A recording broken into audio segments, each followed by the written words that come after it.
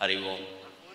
హైదరాబాద్లోని Kukatpally housing board కాలనీలో జరుగుతూ ఉన్న శంకరాచార్య విరచిత నారాయణ స్తోత్రం మీద ప్రవచనంలో 3వ రోజు ప్రవచన భాగానికి మీకు అందరికీ హృదయపూర్వకంగా స్వాగతం పలుకుతున్నాను. మాతృదేవోభవ.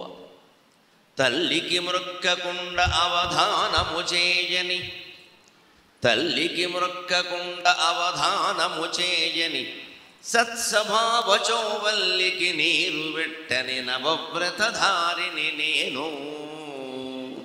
తల్లికి మృక్కకుండ అవధానము చేయని, సత్స్వభావచోవల్లికి నీరు వెట్టని నవవ్రతధారిని నేను. ఆమెయే తల్లుల తల్లియో లలిత, ఆమెయే తల్లుల తల్లియో లలిత. తత్కృపజాలు తత్కృపజాలు గ్రహంతరంబునందల్లిన కౌముదీ ప్రభల అద్దెకు తెచ్చెదా పద్యపాత్రలన్. తత్కృపజాలు గ్రహంతరంబునందల్లిన కౌముదీ ప్రబలనద్యకు తెచ్చెదా పద్యపాత్రలన్.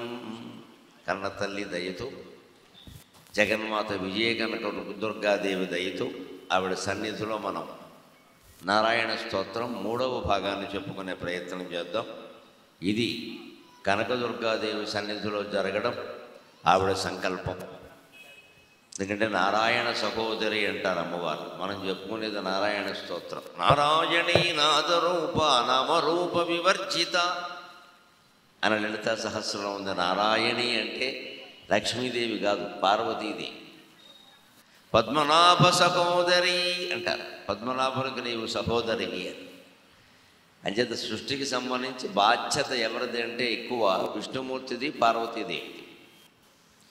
మొత్తం సృష్టి అంతా ఉండేటువంటి శక్తికి పుమ్ము రూపం విష్ణుమూర్తి అయితే స్త్రీ రూపం దుర్గాదేవి. అందుకనే అవతారాలు వీళ్ళిద్దరే ఎత్తుతారు మన పురాణాల్లో. బ్రహ్మదేవుడు కానీ, శివుడు కానీ, సరస్వతీదేవి కానీ, లక్ష్మీదేవి కానీ అవతారాలు ఎత్తారు. దశావతారాలు ఎత్తింది విష్ణుమూర్తి, అవసరమైతే ఇంకా ఎత్తుతాడు. అలాగే రాక్షస సంహారం కోసం రకరకాల రూపాలు ధరించింది కూడా మన కనకదుర్గాదేవి. దసరాలో 10 రోజులు 10 రూపాలతో ఆవిడని ఆరాధించుకుంటాం మనం. ఆ రకంగా రాక్షస సంహారం, మనలో ఉండేటువంటి దుష్టగుణ సంహారం ఒక పనిగా పెట్టుకుని స్త్రీ రూపంలో ఈవిడ, పుం రూపంలో ఆయన ఆ సత్కార్యాన్ని నెరవేర్చారు. అందుకని ఈవిడ్ని నారాయణ సహోదరి అంటారు. ప్రత్యేకంగా నారాయణి అని కూడా అంటారు. మనకి లలితా సహస్రంలో ప్రమాణాలు ఉన్నాయి, విష్ణు సహస్రంలోనూ ఉన్నాయి. అటువంటి నారాయణ సహోదరి అయినటువంటి నారాయణీదేవి సన్నిధిలో నారాయణ స్మరణతో నారాయణ స్తోత్రం మనం 3వ భాగంలో ప్రవేశిద్దాం. 18 శ్లోకాలు ఇదివరకు చెప్పుకున్నాం. 18వ శ్లోకం ఓసారి పునరావృత్తి చేసుకుని 19లోకి ప్రవేశిద్దాం. నారాయణ నారాయణ జయ గోవింద హరే, నారాయణ నారాయణ జయ గోపాల హరే. నారాయణ నారాయణ జయ గోవింద హరే, నారాయణ నారాయణ జయ గోపాల హరే. నారాయణ నారాయణ విశ్వామిత్ర మఖత్ర వివిధ పరాసు చరిత్ర. నారాయణ విశ్వామిత్ర మఖత్ర వివిధ పరాసు చరిత్ర. నారాయణ నారాయణ నారాయణ జయ గోవింద హరే, నారాయణ నారాయణ జయ గోపాల హరే. నారాయణ నారాయణ. విశ్వామిత్ర మఖత్ర అనేదానికి విశ్వామిత్రుని యజ్ఞ సంరక్షణ కోసం రామలక్ష్మణుల రూపంలో నారాయణమూర్తి ఎన్ని పాట్లు పడ్డాడో, ఎన్ని ఇబ్బందులు సహించాడో మనం చెప్పుకున్నాం. ఆయన గడ్డి పక్క మీద పడుకున్నందుకు విశ్వామిత్ర మహర్షికి కూడా కళ్ళు చెమ్మగిల్లే. కానీ ఆయన అసలైనటువంటి శయ్య అయిన ఆదిశేషుడిని తీసుకొచ్చి పక్కన పడుకోబెడదాం, శయ్యగా ఏర్పాటు చేద్దామంటే అప్పటికే ఆదిశేషుడు అక్కడ లక్ష్మణుడి రూపంలో ఉన్నాడు. ఇంకా నువ్వేం పడుకోబెడతావయ్యా అనిపించింది. ఇంత చేసి ఏం చేయాలి? ఈ స్వామిని గడ్డి పక్క నుంచి తప్పించి వాళ్ళకి సహజమైన వైభవోపేతమైన చెయ్యి ఎలా ఏర్పాటు చేయాలి ఈయనకి అని ఆలోచిస్తుంటే రామచంద్రమూర్తి నిద్రలో నవ్వు నవ్వాడు. స్వామి, ఎన్ని కష్టాలు పడితే మానవ జన్మ పూర్తవుతుంది? మా కష్టాల గురించి నువ్వు కన్నీళ్ళు పడుతున్నావు, సామాన్య మానవులందరూ ఎన్ని కష్టాలు పడుతున్నారయ్యా, ఒక చిన్న సంసారాన్ని ఈడ్చుకురాలేక నానా యాతన పడిపోతున్నారు కలియుగంలోనూ. వాళ్ళకి కష్టాలను ఎదుర్కొనే విధానాన్ని చెప్పాలి అంటే మేము ఆ కష్టాలు పడాలి కదా. అందుకే నేను నారాయణుడిగా వైకుంఠంలో సుఖంగా ఉన్నవాడు ఇక్కడికి రామచంద్రమూర్తిగా వచ్చాను. మానవుడుగానే పుట్టాను, మానవుడుగానే అన్ని కార్యాలు సాధించాను తప్ప ఎక్కడా మహిమ ప్రదర్శించే ప్రయత్నాన్ని చేయబోవడం లేదు. ఒక మానవుడు తనకి సాధ్యం కాకపోతే తమ్ముడినో బావమరుదునో మిత్రులనో బంధువులనో లేదు ఇంకెవరినో సాయం తీసుకుని ఎలా కార్యాన్ని సాధించాలి అనే దాన్ని రుజువు చేయడం కోసమే నేను రాముడుగా అవతరించాను. అంచేది ఈ చిన్న కష్టానికి, ఇక్కడ గడ్డి పక్క మీద పడుకునేటువంటి కష్టానికే నువ్వు తలడెళ్ళిపోతే ఇక తర్వాత జీవితం అంతా ఏం చూస్తావయ్యా? ఇది ఇంకా ఊరికే 20 రీళ్ళు సినిమాలో, ఇది ఊరికే 3 రీళ్ళు అయింది కథ, ఇక్కడ ఇంకా 17 రీళ్ళు ఉంది నాయన. ఇప్పుడే నువ్వు కంగారు పడితే ఎలా? కానీ ఈ అర్థమంతా వచ్చేలా ఓ చిరునవ్వు నవ్వాడు అని చెప్పుకున్నాం. ఆ చిరునవ్వుతో విశ్వామిత్ర మహర్షికి స్వామివారి భావం అర్థమై కాస్త మనస్సంతృప్తి చెందాడు. ఈ కథలో నా పాత్ర ఏమిటో నేను ధరిస్తే సరిపోతుంది, ఇక మిగిలిన దాని గురించి నేను చింతించకూడదు. అందుకే విశ్వామిత్రుడు మళ్ళీ తర్వాత రామాయణంలో సీతా కళ్యాణం తర్వాత మనకు కనబడు. అక్కడి నుంచి వశిష్ఠుడు ప్రవేశిస్తాడు. అంతకుముందు వశిష్ఠుని పాత్ర చాలా తక్కువ, విశ్వామిత్రునిది ఎక్కువ. విశ్వామిత్రుని పాత్ర జానకి కళ్యాణంతో ముగిసిపోతుంది. ఇక తర్వాత మళ్ళీ కనపడ్డాయి ఎక్కడ ఎప్పుడో తప్ప.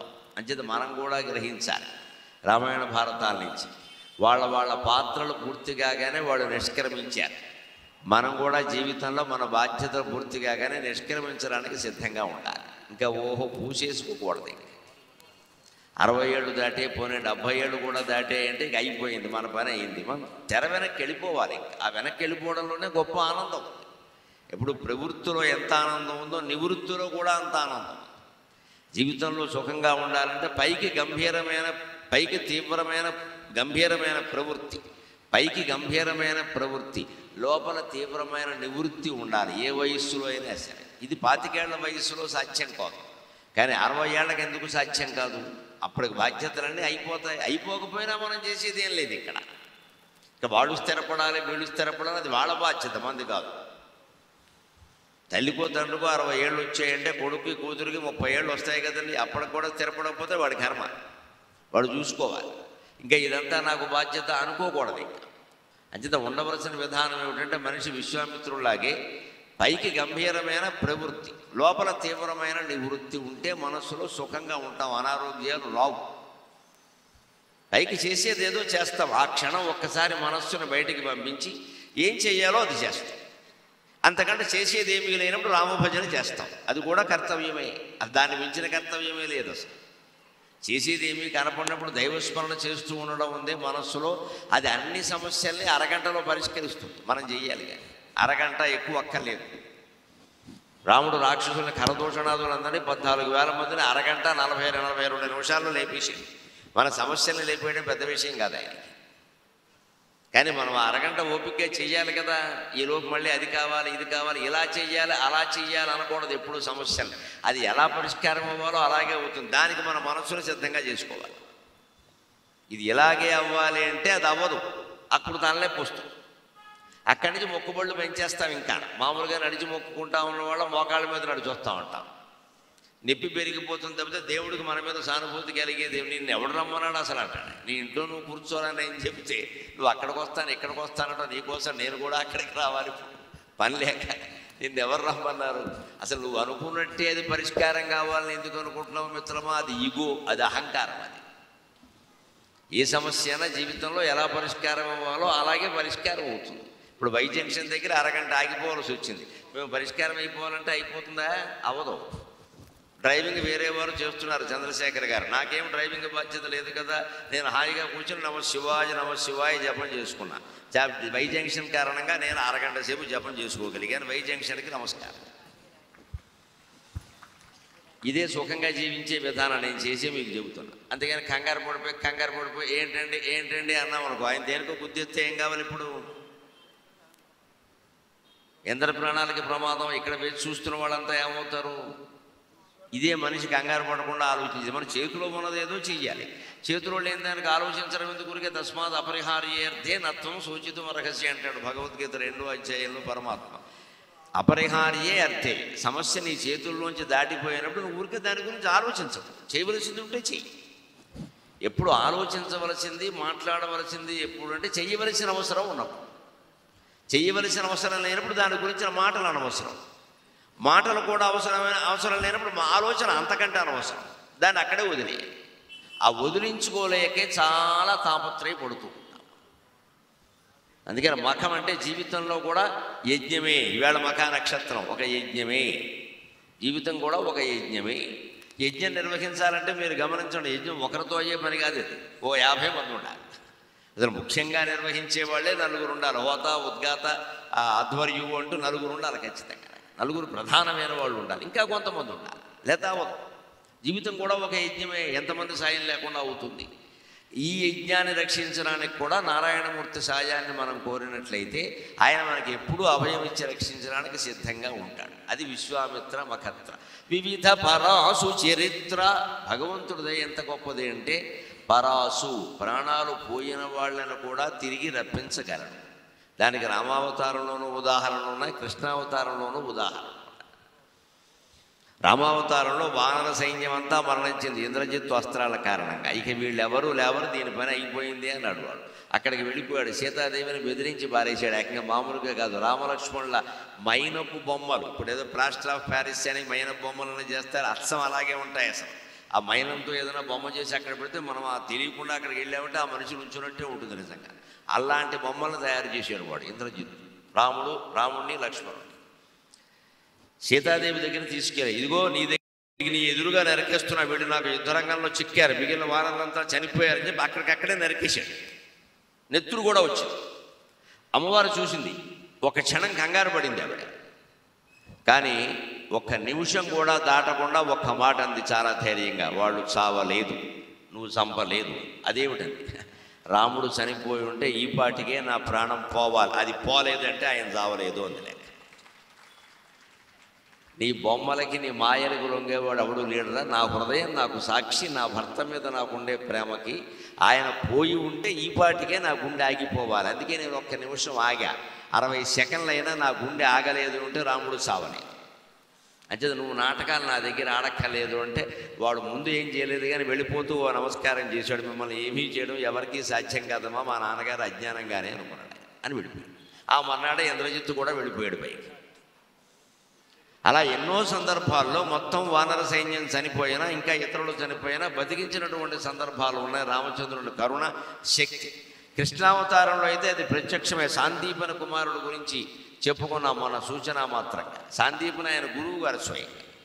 పుట్టిన పిల్లాడల్లా పోతూ ఉంటే భార్య బెంగెట్టుకుంటే ఆయనకి బెంగ కలిగింది. ఏదో యోగి కాబట్టి కొంత తట్టుకున్నాడు, మగాడు కాబట్టి ఎలా తట్టుకుంటాడు, భార్య రోజు బాధపడుతుంటే అంత కృష్ణుడిని ఎదురుగా పెట్టుకుని ఒక్క మాట అడగడం లేదు, గురుదక్షిణైనా అడగడం లేదు. రోజు వస్తున్నాడు, చదువుకుని పెడుతున్నాడు. పిల్లాడికి 12 ఏళ్ళు వయస్సు ఉంది. ఇప్పటికే ఎన్నో మహిమలు చేశాడు. ఆయన పోతనని సంహరించాడు, శకటాసురుని సంహరించాడు, బకాసురుని సంహరించాడు, గర్ధభాసురుని సంహరించాడు, ఎంతమందిని సంహరించాడు, కంసుడిని సంహరించాడు. అటువంటి వాడు మీకు శిష్యుడిగా ఉంటే ఒక్క మాట అనద్దా మన ఇంట్లో కష్టం గురించి అని ఆడది కన్నీళ్లు పెట్టుకుంటుంటే ఆ సాందీపన మహర్షి చూడలేక ఒక్క మాట అన్నాడు, గురువుగారు మీరు చెప్పడమే ఆలస్యం, దీనికి ఏముంది అన్నాడు. ఎంతమంది కొడుకులు పోయారో అన్నాడు. అప్పటికి 8 మంది పోయారు అన్నాడు. వెంటనే అర్జునుడిని పిలిచాడు, రథం వేసుకుని బయలుదేరాడు. 30 ఏళ్ల వయసులో జరిగినటువంటి ఘట్టం. అర్జునుడు సారథ్యం వహించాడు, శ్రీకృష్ణుడు రథికుడుగా ఉన్నాడు. మధ్యలో సముద్రం, యమలోకానికి దక్షిణ ప్రాంతంలో ఉంటుంది. యమలోకం దక్షిణ దిక్కంటే యముడి దిక్కు కదా, అందుకని అక్కడికి సముద్రం అడ్డం వస్తే సముద్రాన్ని దారేమని అడిగాడు. రామావతారంలో అడిగినట్టే, ఇవ్వకపోతే వేసేస్తాను ఏం చేయాలో అని చెప్పాడు. రాముడు కాదు ఇక్కడ ఇంకా మర్యాదగా మాట్లాడటానికి, నాకు అవసరం లేదు, నేను దాటి వెళ్ళిపోగలను, మర్యాదగా అడుగుతానని సముద్రుడు స్వయంగా ప్రత్యక్షమై, నాచన సోమన గారు ఉత్తర హరివంశంలో హరివంశ పురాణంలో ఉంటుంది ఈ గాథ. ప్రత్యక్షమై, స్వామి దారి ఇవ్వచ్చయ్యా, అభ్యంతరం లేదు, నువ్వు భగవంతుడు, నువ్వు అడుగుతావు, మేము సేవకులం ఎంతైనా చేయవలసిన వాళ్ళమే, కానీ సముద్రం అంటే ఇలా ఉండాలి, అది చర్యల కంటే దాటకూడదు, ఎవరికి దారి ఇవ్వకూడదు, నువ్వు ఏర్పాటు చేసిన నియమమే కదా, భగవంతుడు ఏర్పాటు చేసే నియమాల వల్లే గాలి వీస్తోంది, సూర్యుడు వెలుగుతున్నాడు, చంద్రుడు ప్రకాశిస్తున్నాడు. భీషోదయతి సూర్యక భీషాస్మాద్వాతః పవతే భయాదింద్రశ్చ అగ్నిశ్చ మృత్యుర్ధావతి పంచమక. ఇదంతా వేదంలో ఉన్నమాటే. గాలి వీస్తోంది అంటే భగవంతుని ఆజ్ఞ, సూర్యుడు వెలుగుతున్నాడంటే భగవంతుని ఆజ్ఞ, చంద్రుడు కాంతితో ప్రకాశిస్తున్నాడంటే భగవంతుని ఆజ్ఞ. సమస్త ప్రకృతి భగవంతుని ఆజ్ఞ ప్రకారం నడుస్తుంది. మేము కూడా మీ ఆజ్ఞ ప్రకారమే ఇలా ఉన్నాము. ఇప్పుడు నువ్వు దారి ఇమ్మంటావు, బాగానే ఉంది. తర్వాత ఇంకెవడో ఆ దారిలో ప్రయాణం మొదలు పెడతాడు. ఉగ్రవాదులు తీవ్రవాదులు కూడా అదే దారి అవుతుంది. మరి నువ్వు పెట్టిన నియమాన్ని నువ్వే పరిహరిస్తే ఎలాగంటే కృష్ణుడు అప్పుడు ఆయనకు ఒక మాట చెప్పాడు, మేము వెళ్ళగానే దారి మూసేయాలి. ఇది కేవలం తాత్కాలికం, ఇది టెంపరీ వే. అంచేత నాకు తెలుసు, నీ ఆవేదన నాకు అర్థమైంది. ఇది ఆపత్ సమయం. నేను అవతరించాను భూమి మీద. నా గురువుకు కష్టం వస్తే నేను తీర్చలేకపోతే ఇక నా అవతారానికి ప్రయోజనం ఏమిటి ఇక్కడ? పైగా నేనేమీ రాముళ్ళ ఏ మహిమ ప్రదర్శించనని చెప్పలా, అన్నీ ప్రదర్శిస్తానని చెప్పాను నేను స్పష్టంగా. నేను అందుకోసమే పుట్టాను. కృష్ణావతారం అంటే లీలావతారం. మేము ఇదివరకే చెప్పుకున్న మంజుల గుంజాభూష మాయా మానుష వేష నారాయణ. ఈ మాటలు కృష్ణావతారంలో ఉంటాయి, రామావతారంలో ఉండవు. రామావతారంలో మానుష వేషమే, మాయా మానుష వేషం కాదు, నిజంగా మానుష వేషం. అందుకే ఆయన ఎక్కడ మహిమను చూపించడు. మానవ ప్రయత్నం ద్వారా సాధ్యమయ్యేది కాస్త గట్టిగా చేస్తాడు. అందుకే వారధి కట్టాడు. అంతేగాని మహిమ చూపించి డామ్మని అక్కడికి వెళ్ళిపోలేదు. వెళ్ళిపోవచ్చు. సీతాదేవిని కూడా డామ్మనే రప్పించుకోవచ్చు. ఇంక రామాయణం ఎందుకు పని లేక, వాల్మీకి రాయడం ఎందుకు, మేము చెప్పడం ఎందుకు ఇక్కడ? అది ఎందుకోసం అంటే మానవ ప్రయత్నం ద్వారా సాధించగలిగినవన్నీ మనం చెయ్యాలి. మన వల్ల సాధ్యం కానప్పుడు భగవంతుడిని శరణు వేడాలి. శరణు వేడడం అంటే కాళ్ళు చాపి కూర్చోవడం కాదు. ఈయన కాళ్ళు ఎందుకు ఇచ్చాడు మనకి? చాపేయడానికి కాదు, ఇక్కడ పనిచేయడానికి. చేతులు ఇచ్చాడు, బుద్ధి ఇచ్చాడు, అన్నీ ఇచ్చాడు భగవంతుడు. ఒక్కొక్కరి స్తోమతను బట్టి బుద్ధి విశేషం వేరుగా ఉంటుంది. ఎవరి స్తోమత మేరకు వారు ప్రయత్నం చేయాలి. అయినా మానవ ప్రయత్నం కానీ ప్రయత్నానికి సాధ్యం కానీ చాలా ఉంటాయి. ప్రయత్నం చేస్తే కానీ ఏ పని జరగదు అనడం సత్యమే, కాదని అనడానికి లేదండి. కానీ ప్రయత్నం చేసినంత మాత్రాన అన్నీ అయిపోతాయనడానికి వీలేదు. ప్రయత్నం చేసినంత మాత్రాన అన్నీ అయిపోతాయనడానికి వీలేదు. ప్రయత్నం వల్లనే అన్నీ జరుగుతాయంటే అది సత్యం కాదు, అర్ధ సత్యం. ప్రయత్నం చేస్తే కానీ ఏది జరగదు అంటే అది పూర్ణ సత్యం. నువ్వు ప్రయత్నం చెయ్యాలి. అయినా కానీ ఉంటాయి. ఎందుకంటే సమాజంలో పరిస్థితులు అవన్నీ మనం మార్చగలమా?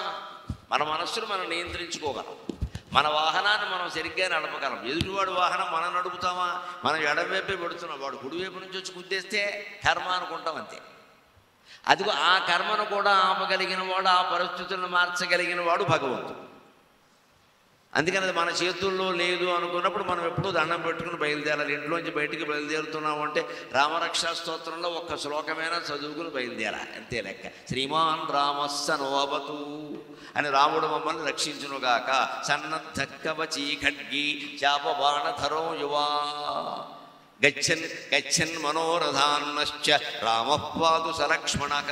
కవచాలు ఖడ్గాలు అన్నీ ధరించిన రామచంద్రమూర్తి, నేను ఇది సుదీర్ఘమైన ప్రయాణం చేస్తున్నాను, ప్రమాదకరమైన ప్రయాణం చేస్తున్నాను కాబట్టి నాకంటే ముందే తానుండి లక్ష్మణునితో సహా నన్ను రక్షించునుగాక అని ఒక్క శ్లోకం చదువుకుని బయలుదేరాలి. అంత శ్లోకానికి కూడా ఓపిక లేకపోతే కారు తీసి ఏదో యాక్సిడెంటర్ ఎలా అంటాం, జై శ్రీరామ్ అంటే అదేనా ఉండాలి. కనీసం ఇంత శ్లోకాలన్నీ మాకు కష్టమండి, పైగా గుర్తు రావండి అంటే అద్భుతమైన నినాదం భారత రామాయణ కాలం నుంచి ఉంది.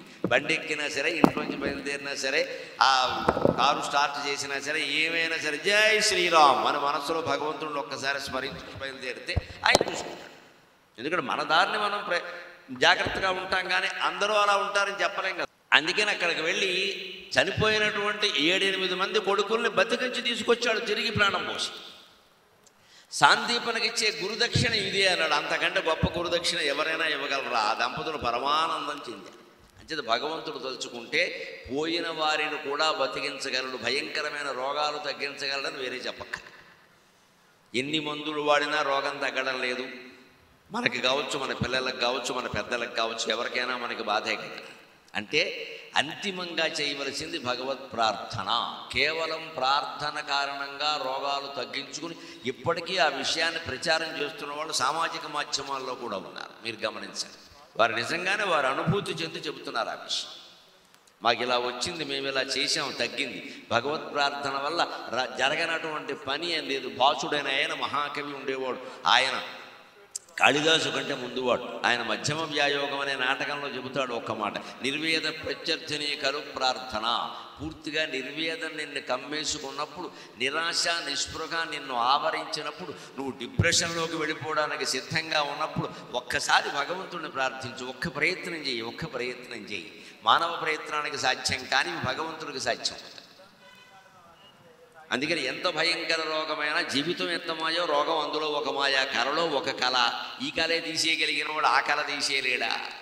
పైగా రోగం వచ్చినప్పుడు గమనించండి, ఎవరైనా మంచంలో ఉంటారు, ఏం చెయ్యలేరు. అప్పుడు జపమైనా చేయొచ్చు కదండి. ఊరికే ముక్కి మూలిగి అబ్బాయి వచ్చాడా, ఎందుకు వస్తాడో, దేనికమ్మా ఈ సోది? ఈ ముక్కడం మూలగడం కంటే రామా అనొచ్చు కదా.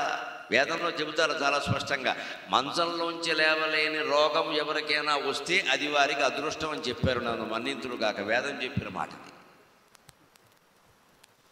వేదం చెప్పిన మాట ఎందుకు చెబుతారు అంటే, తద్ధితపస్తద్ధితపస్తద్ధితపహయద్వ్యాధితస్తప్యతే పరమకం హైవలోకం జేది ఏవం వేద అన్నాడు. ఏతద్వైతపోజాయతే యద్వ్యాధితస్తప్యతే. మంచంలోంచి లేవలేకుండా ఎవరైనా వ్యాధి పీడితులు ఉండిపోతే అది అతనికి తపస్సు చేసే అవకాశం అండి. ఎవరో పెడితే కానీ తినలేం, ఆ తిండి కూడా ఎక్కువ తినలేం. మరి ఇంకేం చేయాలి? మిగిలిన సమయం అంతా జపం చేయొచ్చు కదా. నమ శివాయ నమ శివాయ నమ శివాయ, నమో నారాయణాయ నమో నారాయణాయ నమో నారాయణాయ, శ్రీమాత్రే నమః శ్రీమాత్రే నమః శ్రీమాత్రే నమః, ఇలా ఏదో ఒకటి చేయొచ్చు కదండి. అప్పుడు కూడా మనం చేసేటువంటి కర్మ పెద్ద కర్మ ఏమిటంటే, పొరపాటు పైన వారెవరో రాలేదని, వీరెవరో పలకరించలేదని ముక్కుతూ మూలుగుతూ డాక్టర్ గారు వచ్చాడా ఏమన్నాడు, ఏమంటే ఏమిటమ్మా ఆయన మానవుడే.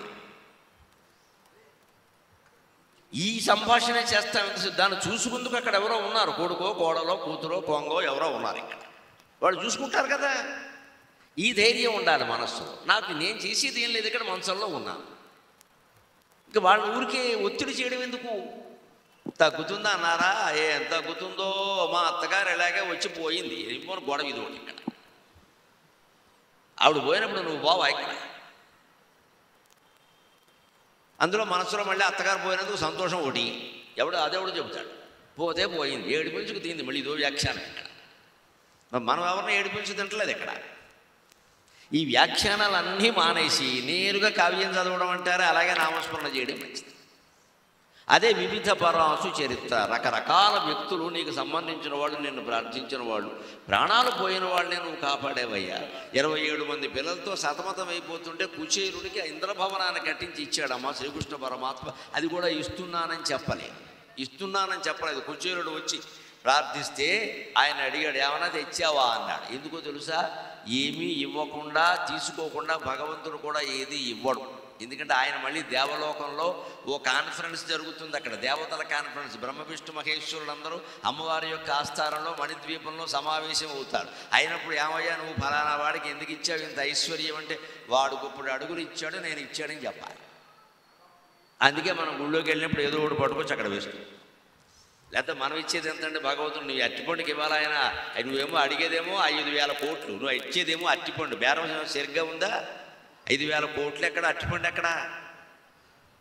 బేరం సరిగ్గా కుదరద్దా? నువ్వు ఇస్తావా ఎవరికైనా? 5,000 కావాలంటే అట్టిపండు ఇస్తే ఇస్తావా? మరి దేవుడికి ఎలా ఇస్తారంటే అట్టిపండు ఇచ్చి కోరికలు కోరతారు ఇక్కడ. అది కూడా ఇంచుమించు కుళ్ళిపోవడానికి సిద్ధంగా ఉంటుంది ఇక్కడ. కానీ భగవంతుడు ఇస్తాడు, ఎందుకంటే నిజంగా నువ్వు ఇవ్వగలిగింది అట్టిపండే అయితే, ఇంకేమీ నీ దగ్గర లేకపోతే ఆయన సిద్ధమే. భగవంతుడికి ఇవ్వడానికి ఎప్పుడు మన ఐశ్వర్యాన్ని బట్టి. అందుకే వేద పురోహితులు మీరు గమనించండి, యథాశక్తి కరిష్యే అంటే యథాశక్తి అంటే నీ యథాశక్తి నీకు తెలిసి. ఇక్కడ 500 కోట్లు ఆస్తున్నవాడు కూడా అట్టిపండే పెట్టాడు అనుకో, మన్నాటికి అట్టిపండే మిగులుతుంది వాడికి. మరి 500 కోట్లు ఎందుకుని నువ్వు అట్టిపండి పెడతావు ఇక్కడ? నువ్వు 1 కోటి రూపాయలు పెట్టాలి, చేయించి గుడికి ఏం చేయిస్తావో, లేకపోతే పేదలకు అన్నదానం చేయి, ఏదో ఒకటి చేయి. ఎందుకని ఇన్ని కోట్ల రూపాయలు నువ్వు 500 పెట్టడం ఇక్కడ? నిజానికి రోజుకి 500 మించి ఆదాయం లేనివాడు, నెలకు 15,000 మించి ఆదాయం లేనివాడు అట్టిపండు పెడితే భగవంతుడు క్షమిస్తాడు. వాడికి ఏం లేదు పాపం, కుటుంబం గడవడం కష్టంగా, నెలకు 15,000తో ఎలా బతుకుతాడు? మరి వాడు అటువంటి కాకపోతే ఏమిస్తాడండి? వాడికి అనంతమైన ఐశ్వర్యాన్ని ఇస్తాడు. ఎందుకని? ఆ అబ్బాయి లేదా అమ్మాయి యథాశక్తి చేశాడు. భగవంతుడు యథాశక్తి చేస్తాడు. భగవంతుడు యథాశక్తి అంటే అనేక కోటి బ్రహ్మాండ జనని దివ్య విగ్రహ అంతైనా శక్తి. అమ్మవారు యథాశక్తి అంటే అర్థం లేదు, ఎంతైనా ఉంటుంది, ఎంతైనా ఇస్తుంది, అడిగింది ఇస్తుంది, కావలసింది ఇస్తుంది, ఏదైనా సరే. అందుకని మనం కుచేరులాగా ఏదో ఒకటి ఇవ్వడం ఎందుకయ్యా అంటే, తీసుకోవడం ఎందుకంటే ఎవరన్నా అడిగితే ఆయన అటుకులు ఇచ్చాడండి, అవి ఎంత బాగున్నాయో నీకేం తెలుసు, బాగున్నాయో లేదో ఎవరికి తెలుసు. రుక్మిణీదేవికి కూడా ఒక్క గింజ పెట్టలేదు, మొత్తం తినేసేది. కానీ గుర్తుంచుకోవాలి, భగవంతుడు పేదవాళ్ళ పార్టీ. కుచేరుడికి ఐశ్వర్యాన్ని ఇచ్చాడు, కుబేరుడు బాకీ ఇప్పటికే తీర్చలేదు. గ్రహించుకోవాలి, భగవంతుడు పేదవాళ్ళ పార్టీ, డబ్బున్న వాళ్ళ పార్టీ కాదు. డబ్బున్న వాళ్ళకి భగవంతుని అనుగ్రహం కావాలి అంటే అన్నీ త్యజించేంత వైరాగ్యం ఉండాలి. మనకి భగవంతుడు ఐశ్వర్యం ఇచ్చింది పేద ప్రజలకు పంచిపెట్టడానికి, వాళ్ళకి ఉపాధి కల్పించడానికి. కొన్ని కోట్ల రూపాయలు ఎవరి దగ్గరైనా ఉన్నాయంటే ఇవాళ అత్యవసరమైంది ఉపాధి కల్పన. ఉపాధి కల్పన దయచేసి పరిశ్రమలు పెట్టండి, ఫ్యాక్టరీలు పెట్టండి. ఒక 100 మందికి 200 మందికి 1000 మందికి ఉపాధి కల్పించండి. వాళ్ళందరూ బతుకుతారు. వాళ్ళు ఏడిపించుకు తినకుండా ఉపాధి కల్పిస్తే ఆ ప్రాంతంలో వాళ్ళందరూ బతుకుతారు పని చేసుకుని. ఆ ఫ్యాక్టరీకి దేవుడు పేరు పెట్టండి, కనకదుర్గాదేవి పేరు పెట్టండి, రామలింగేశ్వర స్వామి పేరు పెట్టండి. అలా పెట్టి చేస్తే అది ఉపాధి, పారిశ్రామికవేత్తలకు కూడా మహాపుణ్యం వస్తుంది ఖచ్చితంగా. ఎందుకని కొన్ని 100 మందికి ఉపాధి కల్పిస్తున్నారు. ప్రభుత్వం ఎంతమందికి ఉద్యోగాలు ఇస్తుందండి? ఎక్కడ సాధ్యం? ఎవరు ముఖ్యమంత్రి అయినా అవన్నీ చేయలేరమ్మా. ప్రభుత్వాన్ని అనడం వల్ల ఉపయోగమే లేదు. ఆ పెట్టేటప్పుడే కాస్త వీళ్ళందరి కుటుంబాలకి నేను రక్షణగా ఉంటాను, నాకున్నది ఆస్తి ఎంత ఉంది, ఏం చేసుకుంటాం, ఇదంతా కొడుకునికి ఇచ్చుకుంటే ఏం ఇది అని ఒక పల్లెటూరు ప్రాంతంలో ఒక కర్మాగారం పెట్టి ఆ పల్లెటూరు చుట్టుపక్కల 25 ఊళ్ళకి కనుక ఉపాధి కల్పించగలిగితే అంతకంటే మహాపుణ్యం ఎక్కడా ఉంటుంది. పల్లెటూరులో పెట్టాలి, హైదరాబాద్లో పెట్టేయడం కాదు. ఎంతసేపు ఇక్కడ ఖర్చులు కూడా ఎక్కువ. పల్లెటూరులో పెట్టామనుకోండి ఖర్చు కూడా తక్కువ, భూమి ఖరీదు తక్కువ, లేబర్ ఖరీదు తక్కువ, అన్నీ తక్కువే. అక్కడ పెడితే ఒక చుట్టుపక్కల ఒక 50-60 ఏళ్ళ నుంచి రోజు సైకిళ్ళ మీదో సిటీ బస్సులోనో ఏదో రకంగా పల్లె వెలుగు బస్సులోనో ఎలాగో అలా వచ్చి వాళ్ళ పనులు వాళ్ళు చేసుకుంటారు. ఆ చుట్టుపక్కల వాళ్ళందరూ ఈ మహానుభావుడు పేరు చెప్పుకుంటారు. ఆయన ఇక్కడ పెట్టబట్టి మేము బతుకుతున్నాము బాబు, మేము హైదరాబాదు విజయవాడ మేము వెళ్ళగలం. ఇది కూడా మహాపుణ్యమే. అప్పుడు భగవంతుడు మన పార్టీ అవుతాడు ఖచ్చితంగా. ఎందుకంటే భగవంతుడు పేదవాళ్ళ కోసం ఉన్నాడు, ధనవంతుల కోసం. అది గ్రహించుకోవాలి. ఇప్పుడు ఇంకొక అద్భుతమైన విషయాన్ని చెబుతున్నాడు 19వ శ్లోకంలో. నారాయణ నారాయణ జయ గోవింద హరే, నారాయణ నారాయణ జయ గోపాల హరే, ధ్వజ వజ్రంకుశ పాద ధరణి జని సఖమోద, నారాయణ ధరణి జని సఖమోద, నారాయణ నారాయణ నారాయణ జయ గోవింద హరే, నారాయణ నారాయణ జయ గోపాల హరే, ధ్వజ వజ్రంకుశ పాద. భగవంతుడి యొక్క పాదంలో ధ్వజం, వజ్రం, అంకుశం ఇలాంటి చిహ్నాలన్నీ ఉంటాయి. ఇంకా ఉంటాయి, శంఖం లాంటివి, పద్మం లాంటివి ఉంటాయి.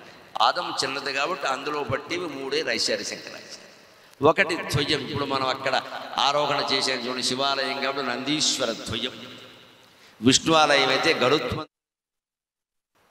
శివాలయంలో నందీశ్వర ధ్వజాన్ని ఆరోహణ చేస్తారు. ఎందుకు? వృషభవాహనుడు అంటారు శివుడిని. అదే మీరు గమనించండి. ధ్వజం ఆరోహణ చేశాం. నాకు నా భార్యకి ఈవేళ అదృష్టం కలిగింది జీవితంలో. ఇది మొదటిసారి, చాలా గొప్ప అదృష్టం. ధ్వజారోహణం చేశాం. వృషభధ్వజుడు అంటారు శివుణ్ణి, వృషభ వాహనుడు అని కూడా అంటారు. ఎలా కుదురుతాయండి? అక్కడే ఉంటుంది భారతీయ విజ్ఞాన శాస్త్రం అంతా. వృషభ వాహనుడు అంటే ఆ వృషభం మీద ఆయన ఎక్కి కూర్చుంటాడు. వృషభం ఆయన కంటే కింద ఉంటుంది. వృషభధ్వజుడు అంటే ఆయన నెత్తి మీద ఉండే జెండా. ఒకే వృషభం ఆయనకి వాహనం కూడా అవుతుంది, ఆయన కింద ఉండి. అదే వృషభం ఆయన శిరస్సు మీద కూడా ఉంటుందా? ఉంటుంది. ఇది ఖగోళ శాస్త్రం. ఈశ్వరుడు అంటే ఆర్ద్ర నక్షత్రం, విష్ణుమూర్తి అంటే శ్రవణ నక్షత్రం, రామచంద్రమూర్తి అంటే పునర్వసు నక్షత్రం, బ్రహ్మదేవుడు అంటే అభిజిత్ లగ్నం, వారు జన్మించినటువంటి నక్షత్రాలు. వెంకటేశ్వర స్వామి నక్షత్రం శ్రవణం, మా అన్నవరం సత్యనారాయణ స్వామి జన్మించిన నక్షత్రం మఖా నక్షత్రం. ఇవి దేవుడు నక్షత్రాలు అంటే వారు అవతరించినప్పుడు భూమి మీద వెలిసిన మానవులుగా పుట్టిన ఆ నక్షత్రాల్లో పుట్టారు. ఈశ్వరుడు ఆర్ద్ర నక్షత్రం. మనం ఆకాశాన్ని కనుక జాగ్రత్తగా సూక్ష్మంగా పరిశీలిస్తే ఆర్ద్ర నక్షత్రం ఉదయించినప్పుడు సాయంత్రం వేళ 7-8 గంటల మధ్యలో ఈ వృషభ రాశి ఉందే, 4 నక్షత్రాలు 9 పాదాలు ఉండేటువంటి వృషభ రాశి, అది ఆర్ద్ర నక్షత్రానికి క్రింద ఉంటుంది. తెల్లారగట్ట మళ్ళీ 4 గంటలకు పరిశీలిస్తే ఈ చక్ర భ్రమణంలో, శింసుమార చక్ర భ్రమణంలో ఈ వృషభ రాశి ఆర్ద్ర నక్షత్రానికి పైకి వెళుతుంది. అది కింద ఉన్నప్పుడు ఆయన వృషభ వాహనుడు, అది పైకి వెళ్ళినప్పుడు ఆయన వృషభ ధ్వజుడు. ఇది ఖగోళ శాస్త్రం. అదే వృషభ రాశి నీకు కింద ఉంటుంది, పైన ఉంటుందయా. కింద ఉంది అంటే నీకు వాహనం, పైన ఉంది అంటే నీకు జెండా.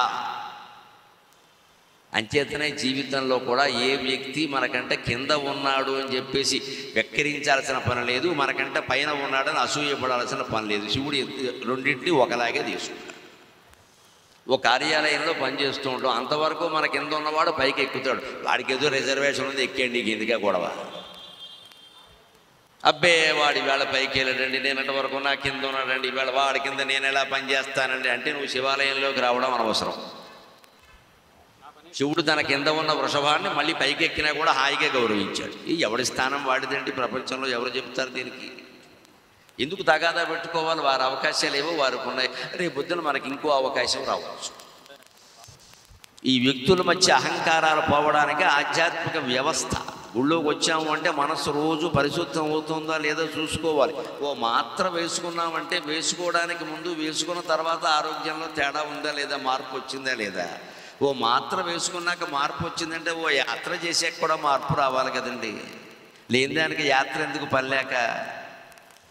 ఒక మాత్ర వేసుకోకైనా మార్పు వచ్చిందా లేదా, మరి ఒక యాత్ర చేసినా మనస్సులో మార్పు రావాలి. శివాలయంలోకి వచ్చి వాళ్ళు వృషభధ్వజాన్ని ఆరోహణ చేశాం, రేపు పొద్దున ఎత్తి మీద పైన ఉంటుంది వృషభం అన్నాం. వృషభ వాహనం అంటే కింద ఉంటుందన్నాం. కింద ఉన్నా పైన ఉన్నా ఎద్దుని భరించాడా లేదా శివుడు? అలాగే మనం ఆఫీసులో మనుషుల్ని భరించాలి. కింద ఉంటే పైన ఉంటే మన పని మనం చేస్తాం. ఆయన కింద ఉన్నప్పుడు ఆయనకు పని చెప్పాం, పైన ఉన్నప్పుడు ఆయన చెప్పిన పని చేస్తాం. అది మాయే, ఇది మాయే. వాడు మాయే, మనము మాయే, ఏం లేదు ఇక్కడ. ఇదంతా నిజం అనుకుని ఇగో అహంకారానికి పోయి ఆయన నాకు రాలేదు, ఆయనకు వచ్చింది పెద్ద గొడవ. అక్కడి నుంచి దేవుడు పట్టుకుంటాడు. ఆయన పైకి ఎక్కడానికి ఏమిచ్చుకుంటావో చెప్పమంట. దీన్నే క్విడ్ ప్రోకో అంటారు రాజకీయాలు. నీకేమిస్తా అని చెప్పు, నాకేమిస్తావు చెప్పు. ఎందుకు వచ్చిన గొడవ? ఏ దేవుడు వాళ్ళు లేడా, మనలోనే ఉన్నాడా? జీవితంలో ఏ పరిణామాన్నైనా పైన ఉన్నా కింద ఉన్నా తట్టుకోవడమే ఆధ్యాత్మికత. నువ్వు దాన్ని మారాలని కోరుకోవడానికి వీల్లేదు. అది అలాగే ఉంటుంది. నీ పని ఏదో నువ్వు చెయ్యి. విడిగా ఉన్నప్పుడు కృష్ణ పరమాత్మ దేవుడు, కానీ అర్జునుడికి సారథిగా ఉన్నప్పుడు సారథిగానే ఉన్నాడు. అర్జునుడు ఏం చెప్తే చేశాడు. నన్ను సారథి చేయమంటావా అని అనలేదే, చేశాడు. అలాగే ఈ పెద్ద మనిషి రోజు 2 ఇడ్లీ అయినా పెట్టలేదు ఆయనకి, కనీసం టీ ఇవ్వలేదు. పోనీ ధర్మరాజు వచ్చిన తర్వాత దీనికి హోంమంత్రి అయినా ఇవ్వలేదు. ఇక్కడ పార్టీలో కష్టపడ్డాం చాలా 18 రోజులు కష్టపడ్డాడు కృష్ణుడు. ఏమి ఇచ్చారు ఆయనకి? పైగా నింద వచ్చింది, గాంధారి శాపం ఇచ్చింది. ఇంతమంది చావడానికి నువ్వే కారణమని చెప్పించిందమ్మా. ఆయనకి ఇచ్చిన ఎలవేన సరే, కర్మ కాకపోతే ఏమంటారు? వాళ్ళు కొట్టుకు చేస్తారా? కృష్ణుడు కారణమా? ఏ రకంగా కారణం అండి కృష్ణుడు? ఆయన కొట్టుకోమని చెప్పాడా? పైగా సంధి చేశాడు, వెళ్ళి కర్ణరాయవారం కూడా చేశాడు. వాడి కాళ్ళు ఎట్టుకున్నాడు, వీడి కాళ్ళు ఎట్టుకున్నాడు, వీడు కొట్టుకు చేస్తే చివరికి అన్యాయంగా కృష్ణుడు చెప్పించింది ఆ ఎల్లాలు తన కొడుకుని ఏరాలన్నీ పక్కనెట్టుకుని. దానంతా కొంగు చాపి భరించాడు. నేను భరిస్తానమ్మా, పాండవుల్ని ఏమనకు, దయచేసి పాండవుల్ని ఏమనకు, వాళ్ళు దైవ భక్తులు, వాళ్ళని ఏమనకు, నా భక్తుల్ని నేను కాపాడుకోవాలి. నమే భక్త ప్రణశ్యతి అన్నాడు. నా భక్తుడైన వాడు నష్టపోడు, నేను చూసుకుంటాను ఆ విషయం. అంటే భక్తుల కోసం పరమ బాధలు కూడా భరించడానికి భగవంతుడు సిద్ధంగా ఉన్నాడమ్మా. దయచేసి ఆలోచించండి. మనుషుల్ని నమ్మాలో మాధవుల్ని నమ్మాలో నిర్ణయించుకోండి. బంధువుల్ని నమ్మాలో భగవంతుడిని నమ్మాలో నిర్ణయించుకోండి. పాండవుల కోసం ఆయన కష్టాలు పడ్డాడు. పాండవులను శపించడానికి గాంధారి సిద్ధపడితే ధర్మరాజును వెనక్కి గింటే ఆయన ముందు వెళ్ళాడు. శపిస్తుందని తెలుసు, ఆవిడే పాయసం పెట్టదు. అక్కడ 100 మందిని కొడుకుని కోల్పోయిన తల్లి ఏం చేస్తుంది? సిద్ధపడ్డాడు. ధర్మరాజు వెళ్ళిపోతుంది. వాక్కు నీకు అన్నిటికీ ఓవర్ యాక్షన్ అలవాటు, వెనక్కిపో అని చెప్పాడు. నీకు ఏం జరుగుతుందో తెలియదు, వెళ్ళిపోతున్నావు. ఇక్కడ ఆయన ప్రసాదం పెడుతున్నారు కూడా వెనక్కి అని చెప్పాడు. ఈయన ముందు వెళ్ళాడు. నువ్వే కారణం, దేవుడు అయి ఉండి ఎవరిని కాపాడాలా? అదేమిటండి ఇది? ఇప్పటికీ కొంతమందికి అదే సందేహం. పాపం దేవుడు లేడని ఎందుకంటారంటే, ఇన్ని అత్యాచారాలు జరుగుతున్నాయి, అనాచారాలు జరుగుతున్నాయి, దేవుడు కాపాడద్దా? నేను ఏమని చెప్పాడా? చేసేవాడు చేస్తుంటే నువ్వేం చేస్తున్నావు? ఇక్కడ కనీసం సాక్ష్యం చెప్పడానికి కూడా కోర్టుకు వెళ్దాం, పోలీస్ స్టేషన్కి వెళ్ళి కంప్లైంట్ ఇవ్వడం, ఇంట్లో కూర్చుంటాడు. దేవుడు కాపాడతా? దేవుడు కూడా ఇంట్లో కూర్చుంటాడండి. సమాజంలో జరిగే నేరాలు ఘోరాలు మనం ఎవ్వరికీ పట్టినప్పుడు గుళ్ళో విగ్రహానికి ఎలా పడతాయండి? అర్థం లేనమాట. ఎందుకు కాపాడతాడు ఆయన? మనం చేసుకుంటూ ఉంటే, సమాజాన్ని కొల్లబెడుతూ ఉంటే, కులాల పేరు మీద, మతాల పేరు మీద, వర్గాల పేరు మీద బలవంతులందరూ బలహీనులను ఏడిపించుకుని తింటూ ఉంటే దేవుడు కాపాడాలా? ఎవరు తిరగబడరా, ఏం అడగరా? మన ఇంటోది కాదు వదిలేస్తాడు, ఆయన వదిలేసాడు, నాకు ఉండేది కాదు వదిలేసాడు. ఎంత దేవుణ్ణి అడిగే అధికారం మనకెక్కడదండి? నమ్ముకున్న వాడిని కాపాడుతాడు, నమ్మినంతసేపే కాపాడుతాడు, అనుమానం ఏం లేదు. అందులో రోడ్డు మీద అందరినీ కాపాడవలసిన పని ఏం లేదు ఆయనకి. నమ్ముకున్న వాడిని కాపాడుతాడు, నమ్మినంతసేపే కాపాడుతాడు, నమ్మకం తగ్గితే కాపాడు. బలంగా పట్టేసుకోవాలి రెండు కాళ్ళు అంతే. ఇంకా నేను ఇంకేం అడగను, ఇది ఒక్కటి చెయ్యి. అలా కాపాడాడు, పాండవులను కాపాడాడు. అలాగే గాంధారి శాపం ఇస్తే భరించాడు. ఆయన వంశం ఆయన ముందే నాశనం అయిపోతుంటే 80 మంది కొడుకులు 72 మంది చచ్చిపోయారమ్మా. ఇంత దుఃఖం మన ఎవరికైనా ఉందా? ఎంత దుఃఖం పడ్డాడు కృష్ణ పరమాత్మ. సుఖపడ్డాడంటే ఎలాగా? రాముడి కంటే కూడా ఎక్కువ కష్టాలు పడ్డాడు కృష్ణుడు. నిజం చెప్పాలంటే వనవాసం చేయకపోవచ్చు కానీ రాముడి కంటే ఎక్కువ కష్టాలు పడ్డాడు. ఆయన పైకి చెప్పలేదు, ఇది పైకి చెప్పుకున్నాడు అంతే తేడా. మనిషి పైకి చెప్పుకుంటాడు, జీవుడు పైకి చెప్పుకుంటాడు, దేవుడు చెప్పుకోడు అంతే తేడా. రాముడు జీవుడిలా పుట్టాడు కాబట్టి చెప్పుకున్నాడు, కృష్ణుడు దేవుడు చెప్పడం భరించాడు అలాగే. అందుకని ఈ పాదాల్లో లక్షణాలు ఉన్నాయి. ఈ ధ్వజము, వజ్రము, అంకుశము ఇవన్నీ పుట్టుకతోనే కృష్ణుడికి ఉన్నాయి. రామచంద్రమూర్తి మానవుడుగానే పుట్టాడు, ఆయనకు ఉండవలసిన అవసరమేం లేదు. చక్రవర్తి లక్షణాలే ఉంటాయి, దైవ లక్షణాలు కాదు. ఇవన్నీ కృష్ణుడికి ఉన్నాయి. ధ్వజ వజ్రం కుశపాద, ఇలాగ వృషభ ధ్వజం అయితే ఆయనకి గరుడ ధ్వజం. అందుకని ఆ ధ్వజము, వజ్రము, అంకుశము పాదములో కలిగిన వాడా. ధరణీజని సగమోదా, ధరణీజని అంటే భూదేవికి పుట్టినవాడు సీతాది. ధరణీజని సగమోద, ఈ ఆనందమైనా సరే రామచంద్రమూర్తి సీతాదేవితో పంచుకునేవాడు. సీతాదేవి లేకపోతే ఎవరైనా స్వీట్ పట్టుకొచ్చినా సరే ఇది నాకు అక్కర్లేదని చెప్పి. మనం అందరం ముఖ్యంగా పురుష జాతి అంతా గ్రహించవలసింది ఏమిటి అంటే, భార్య లేకుండా మనకు ఎవడైనా ఓ దండ వేస్తానంటే వద్దు నీ దండ అని చెప్పాలి ఖచ్చితంగా. అదే లెక్క, అదే మానవ సందేశం. మనతో పాటు ఆవిడికి వెయ్యాల్సిందే అక్కడ ఉంటే అంతే. సన్మానం జరగని ఏం జరిగి ఎన్ని అవమానాల్లో భార్య పాలు పంచుకుంటుందండి. లోకమంతా అవమానిస్తే ఇంటికి వెళ్ళి ఆ మగాడు ఏడిస్తే ఒళ్ళో పడుకోబెట్టుకుని లాలించేది తల్లి భార్య, కాకపోతే ఇంకెవరన్నా ఉన్నారండి ఇక్కడ? మరి అటువంటి భార్యని భర్త ఎలా చూడాలి? ఎక్కడ ఏం జరిగినా సరే ఆవిడ కూడా ఉండాల్సిందే, ఆవిడకు కూడా అన్నీ జరగాల్సిందే. లేకపోతే నేను రానని చెప్పడం మొహమాట, అదేం స్వార్థం కాదు. ఎవరు కాదనరు, దానికి కూడా సంతోషిస్తారు. పైగా ఆది దంపతులు వచ్చారని సంతోషం ఉంటారు, కాదని ఎవరు అన్నారు. చెప్పకుండా వెళ్ళిపోవడం, ఎక్కడికో వెళ్ళడం, ఏదో జరిగిపోయింది అన్నాం, ఎన్నో విజయాలు సాధించి కూడా భార్యకి తను చెప్పకపోవడం, ఎవడో ఫ్రెండ్ ఎవడో ఫోన్ చేయడం పెద్ద కర్మ అంటారు. ఏ విజయమైనా మనం సాధించామంటే ముందు భార్యకు ఫోన్ చేసి చెప్పాల్సింది భర్తే. ఇదిగో నేను సాధించా, అంతేకాదు నీ వల్ల సాధించా. చాలా గొప్ప మాట, ఇది బ్రహ్మాండంగా పనిచేస్తుంది. అనుభవం మీద చెబుతున్నా.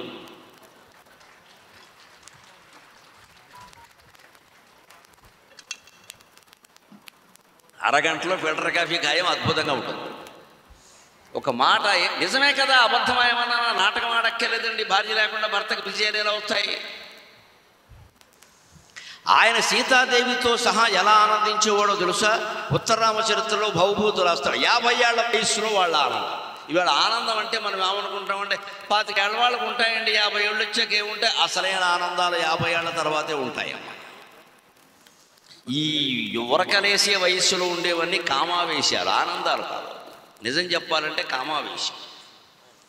ఆ యవ్వనం పరవళ్ళు దొక్కుతున్నప్పుడు, ఆ కామవాంఛ ఉన్నప్పుడే ఆనందం ఉంటుంది, తర్వాత ఉండదు. రామ పట్టాభిషేకం జరిగాక సీతాదేవి గర్భిణిగా ఉండగా ఉద్యానవనంలోకి వెళ్ళాడు. అక్కడ కూర్చున్నాడు రామచంద్రమూర్తి.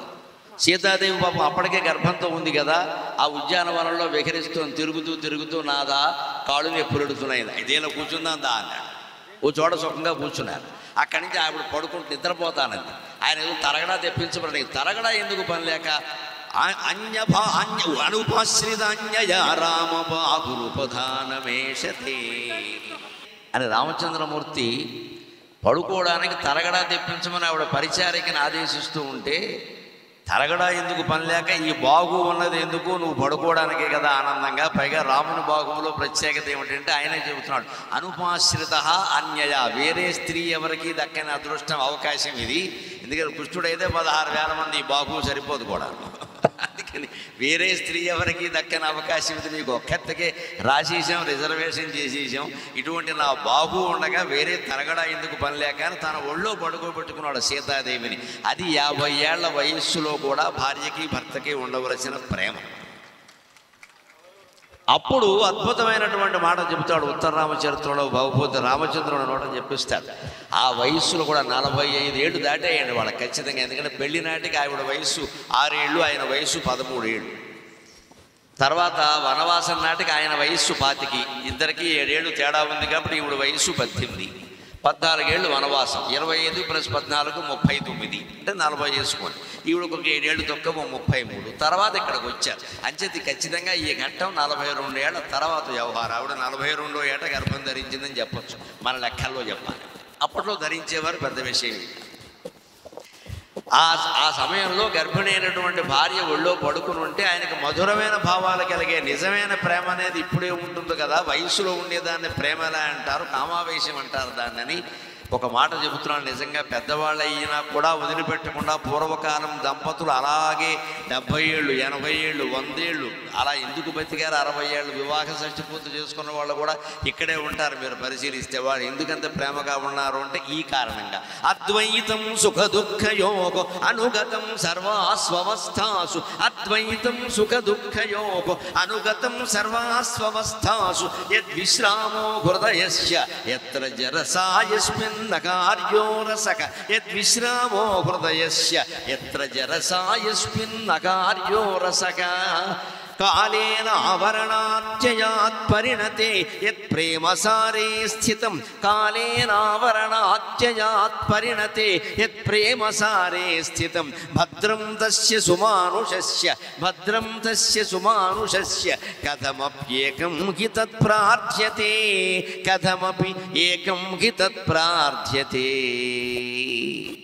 ఇవాళ మనం సమాజంలో ఎదుర్కొంటున్న ప్రధాన సమస్య విడాకులండి. దేవాలయంలో ఈ మాట మాట్లాడవలసి వచ్చినందుకు నాకు చాలా బాధగా ఉంది, కానీ వాస్తవం.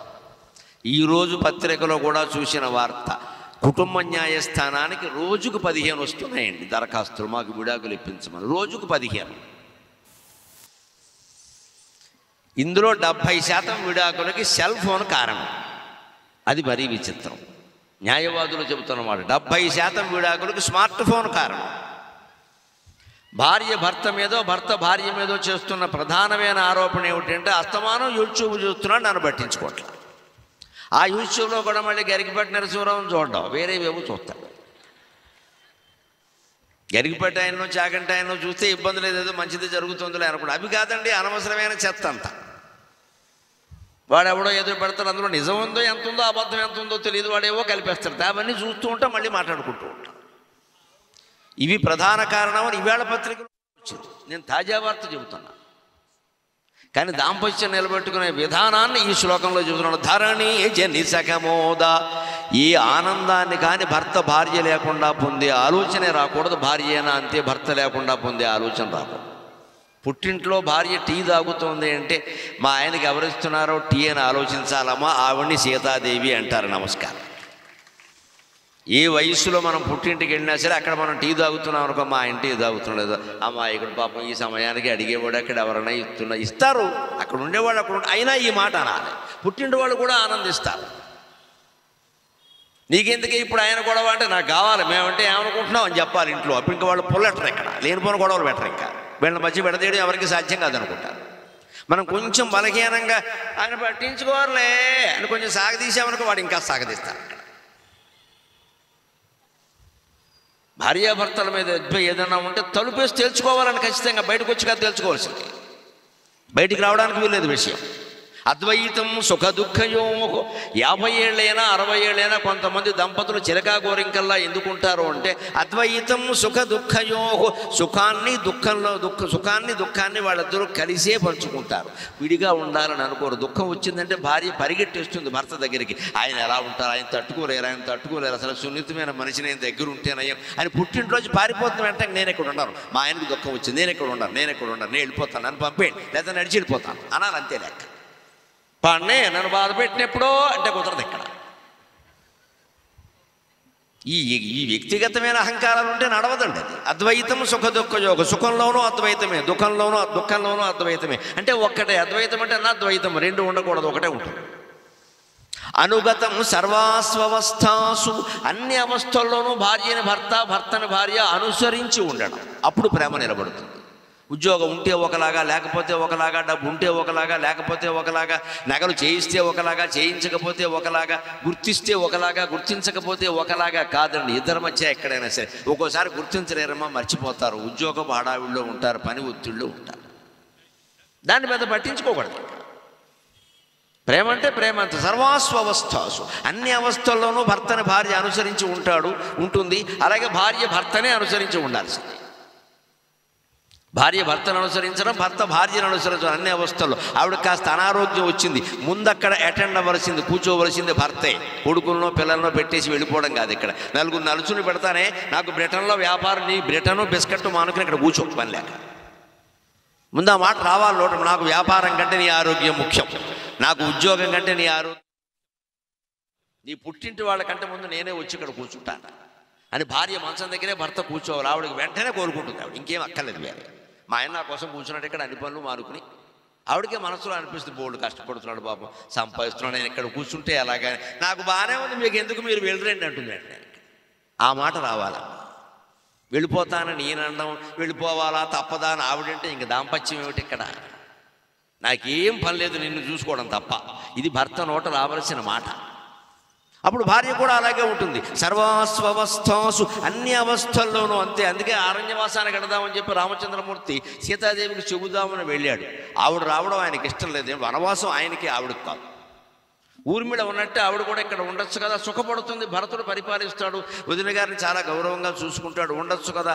విషయం చెప్పి వెళదామని వస్తే, సీత వనవాసానికి వెడుతున్నాను జాగ్రత్తగా ఉండే అని చెబితే, అదేమిటి నీతో సైతము చెప్పిపోవుటకు గాని వచ్చి తిన్నాగా, అవు నాతో చెప్పకనే. ఎలా విశ్వనాథ సత్యనారాయణ గారు కల్పవృక్షం రాస్తాడు, అద్భుతమైన మాట, సీతాదేవి వ్యక్తిత్వానికి ప్రతీక. నీతో సైతము చెప్పిపోవుటకు గాని వచ్చి తిన్నాగా, అవు నాతో చెప్పకనే. ఎలా నేనెవరితో నా స్వామి చెప్పన్వలెన్, నేనెవరితో నా స్వామి చెప్పన్వలెన్. మీ తల్లింగని మీరు చెప్పితిరి స్వామి, మీ తల్లింగని మీరు చెప్పితిరి స్వామి. నాకు లేదా భయంబు, నాకు లేదా భయంబు, ఏ తీర్థంబులు ఏ వనంబులును గావు, ఎందేని నా తల్లియే అని రాముడు మళ్ళీ మారు మాట్లాడకుండా నాతో వచ్చేయి అనే విధంగా చెప్పేసింది. ఎవరైనా మనం బయటికి వెళ్ళేటప్పుడు ఎవరితో చెబుతామంటే ఇంట్లో ఉండేవాళ్ళతో చెబుతాం, అంతే కదా. మనతో కూడా వచ్చేవాళ్ళతో చెప్పంగా. అది లాజిక్. కవి గారు పట్టుకున్న, విశ్వనాథ సత్యనారాయణ గారు పట్టుకున్న లాజిక్ ఏమిటంటే, ఎవరైనా వెళ్ళేవాళ్ళు, బయటికి వెళ్ళేవాళ్ళు ఇంట్లో ఉండేవాళ్ళతో చెప్తారు, టాటా చీరియో అనేదో అంటారు. అంతేనా, మళ్ళీ వస్తా అనే ఈ ధవమాటలన్నీ మొదలెట్టాయని వచ్చిన టాటాలు చీరియోలు. పూర్వం మాట ఏమిటో తెలుసా, క్షేమంగా వెళ్ళి లాభంగా రా. ఎంత గొప్ప మాట ఆలోచించండి అమ్మ. వెళ్ళేటప్పుడు క్షేమం ముఖ్యం, వచ్చేటప్పుడు లాభం ముఖ్యం. అంత గొప్పది తెలుగు భాష, అంత గొప్పది తెలుగు భాష. టాటాలో ఏముందండి, అధవ లారీ. టాటా అంటే లారీ, కింద పడి పోతాడు టాటా చెబితే. టాటా చెప్పడం ఏంటండి, దరిద్రపు మాట. టాటా చీరియో బాయ్, కుక్కల్లాగా అరవడం. ఇక్కడ దాని అర్థం ఏమిటో తెలియదు, ఆనందం ఏమిటో తెలియదు. ఒక కొడుకు బయటికి వెడుతుంటే తల్లి చెప్పాల్సిన మాట ఏమిటి, టాటానా, క్షేమంగా వెళ్ళి లాభంగా రా. అంటే వెళ్ళేటప్పుడు క్షేమం ముఖ్యం. ఎందుకంటే ఈ వాహనాలు ఇబ్బందులు ఎన్నో ఉన్నాయి, వచ్చేటప్పుడు క్షేమం ముఖ్యమే. కానీ క్షేమంగా వెళ్ళి క్షేమంగా వస్తే ఎందుకు వెళ్ళినట్టు, పని అవ్వాలి కదా. లాభం అంటే ఇది డబ్బులు కాదు, లాభం అంటే డబ్బులు కాదు. ఏ పని మీద వెళ్ళామో ఆ పని చేసుకురావాలా వద్దా, చేసుకురానప్పుడు వెళ్ళడం ఎందుకండి. ఒకళ్ళ ఇంటికి ఏదో పంపించారు, వాళ్ళు ఇల్లు తాళం వేసి ఉండొచ్చు, పక్క వాళ్ళని అడగాలి, ఏమంటే మళ్ళీ వస్తారా, ఎప్పుడు వస్తారో మాట అడగచ్చు. అందుకని దూరం నుంచే తాళం తీసేసి ఫోన్ మాట్లాడుకుంటూ వెనక్కి వచ్చి, మమ్మీ ఇట్ ఈజ్ లాక్డ్, అందుకోసమని నేను పంపింది అక్కడ, వై లాక్డ్. తెలివైన వాడు పనేది కాదండి, ఎందుకు లాకని తెలుసుకుని వస్తాడు ఇక్కడ. ఎందుకంటే ముఖ్యమైన పని ఉండబట్టే కదా మనిషిని పంపించింది, లేకపోతే కొడుకుని ఎందుకు పంపుతారండి, తెలుసుకురావాలి. ఎందుకు లాకైంది, వాళ్ళు ఎందుకు లేరు, ఉంటారని తెలుసుంటే కదా అమ్మగారు పంపింది ఇక్కడి నుంచి. అంచేది ఎందుకు లేరు, పక్క వాళ్ళని అడగాలి. ఏమీ కుదరకపోతే అప్పుడు వచ్చేయడం. లాభం అంటే ఇది డబ్బులు లాభం కాదు, అక్కడ పని చేసుకుని రావడం. అంటే తెలుగు నాగరికతలో ఒక సామెత, క్షేమంగా వెళ్ళి లాభంగా రా అనే మాట ఎంత గొప్పదంటే, వెళ్ళేటప్పుడు క్షేమం ముఖ్యం, వచ్చేటప్పుడు పని చేసుకురావడం ముఖ్యం. ఇది టాటాలో ఇది ఉందా, చీరియోలో ఉందా, బయ్యలో ఉందా, ఏమీ లేదు. ఇక్కడ ఒళ్ళు చీరేసుకోవడం తప్ప. ఈ మాటలు మాట్లాడుతున్నామండి అర్థం లేకుండా. ఎటువంటి భాషను, ఎటువంటి నాగరికతను పోగొట్టుకున్నాం. అలాగా ఆవిడ ఏమందంటే, ఎవరైనా నువ్వు వనవాసానికి వెడుతున్నావయ్యా, వెళ్లకుండా ఇక్కడ ఉండిపోయే వాళ్ళకి చెబితే బాగుంది, నీతో చెప్పి వెళ్ళిపోదామనంటే నన్ను తీసుకెళ్ళవేటి, ఇక్కడ మేము ఇక్కడ కూర్చుని ఒడియాలో ఎంచుకుంటాం అనుకుంటున్నావా? నేనెవరితో నా స్వామి చెప్పను వెళ్ళని నాతో చెప్పడానికి నువ్వు వచ్చావు, బాగానే ఉంది. నేనెవరితో చెప్పాలి? నేను కూడా గొడవ వస్తున్నానుగా అంటే ఇవిడు ముందే పెట్టి సర్దిసింది. భర్తకు వనవాసం ఖాయమనే వార్త ఇవిడికి దాసీల ద్వారానో గూఢచారుల ద్వారానో తెలియగానే ఆవిడ పెట్టి సర్దేసింది. ఎక్కడ తీసుకెళ్ళనంటాడో అని బెంగపెట్టుకుని విశ్వనాథ్ వారి కల్పవృక్షం ప్రకారం చెప్పాలి అంటే చిన్న పెట్టెలో సర్దేసింది. మళ్ళీ పెద్ద పెట్టు ఉంటే కూడా రానివ్వరు. చిన్నపిల్లలు ఉంటారు చూడండి, అన్నీ సర్దేసుకుని ముందు తండ్రి వెళ్ళే చోట స్కూటర్కి ముందు పెట్టేస్తారు. అక్కడ నేను అక్కడ కూర్చుంటాను, నన్ను కాదన్నాను వీలు లేదు అని అంటారు. ఆ పిల్లని మాగి చేసి తీసుకెళ్తానంటే ఒప్పుకోదు. ముందే గౌన్లన్నీ సర్దేసుకుని చిన్న పెట్టెలో పెట్టేసి, నేను ఎవరికీ అడ్డం కాదు, నేను ముందు కూర్చుంటాను, నేను దిగితే దింపేస్తారని తెలుస్తాను. ఇంకా స్కూటర్ దిగదు. తల్లి నానా మాయలు చేసి దాన్ని దింపాల్సిందే, లేకపోతే దిగదు, నాన్నగారితో పాటు వెళ్ళాల్సిందే, వదలదు. అలా చిన్నపిల్ల పేచీ పెట్టినట్టుగా పేచీ పెట్టి వనవాసానికి వెళ్ళిందమ్మా.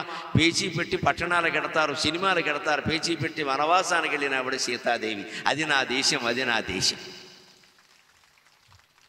అనుగతం సర్వాస్వవస్థాసు, అన్ని అవస్థల్లోనూ భర్తని భార్య, భార్యని భర్త అనుసరించి ఉండాలి. నాకు ఉద్యోగం కంటే నీతో కాపురం ముఖ్యం, నాకు ఆదాయం కంటే నీతో కలిసి ఉండడం ముఖ్యం.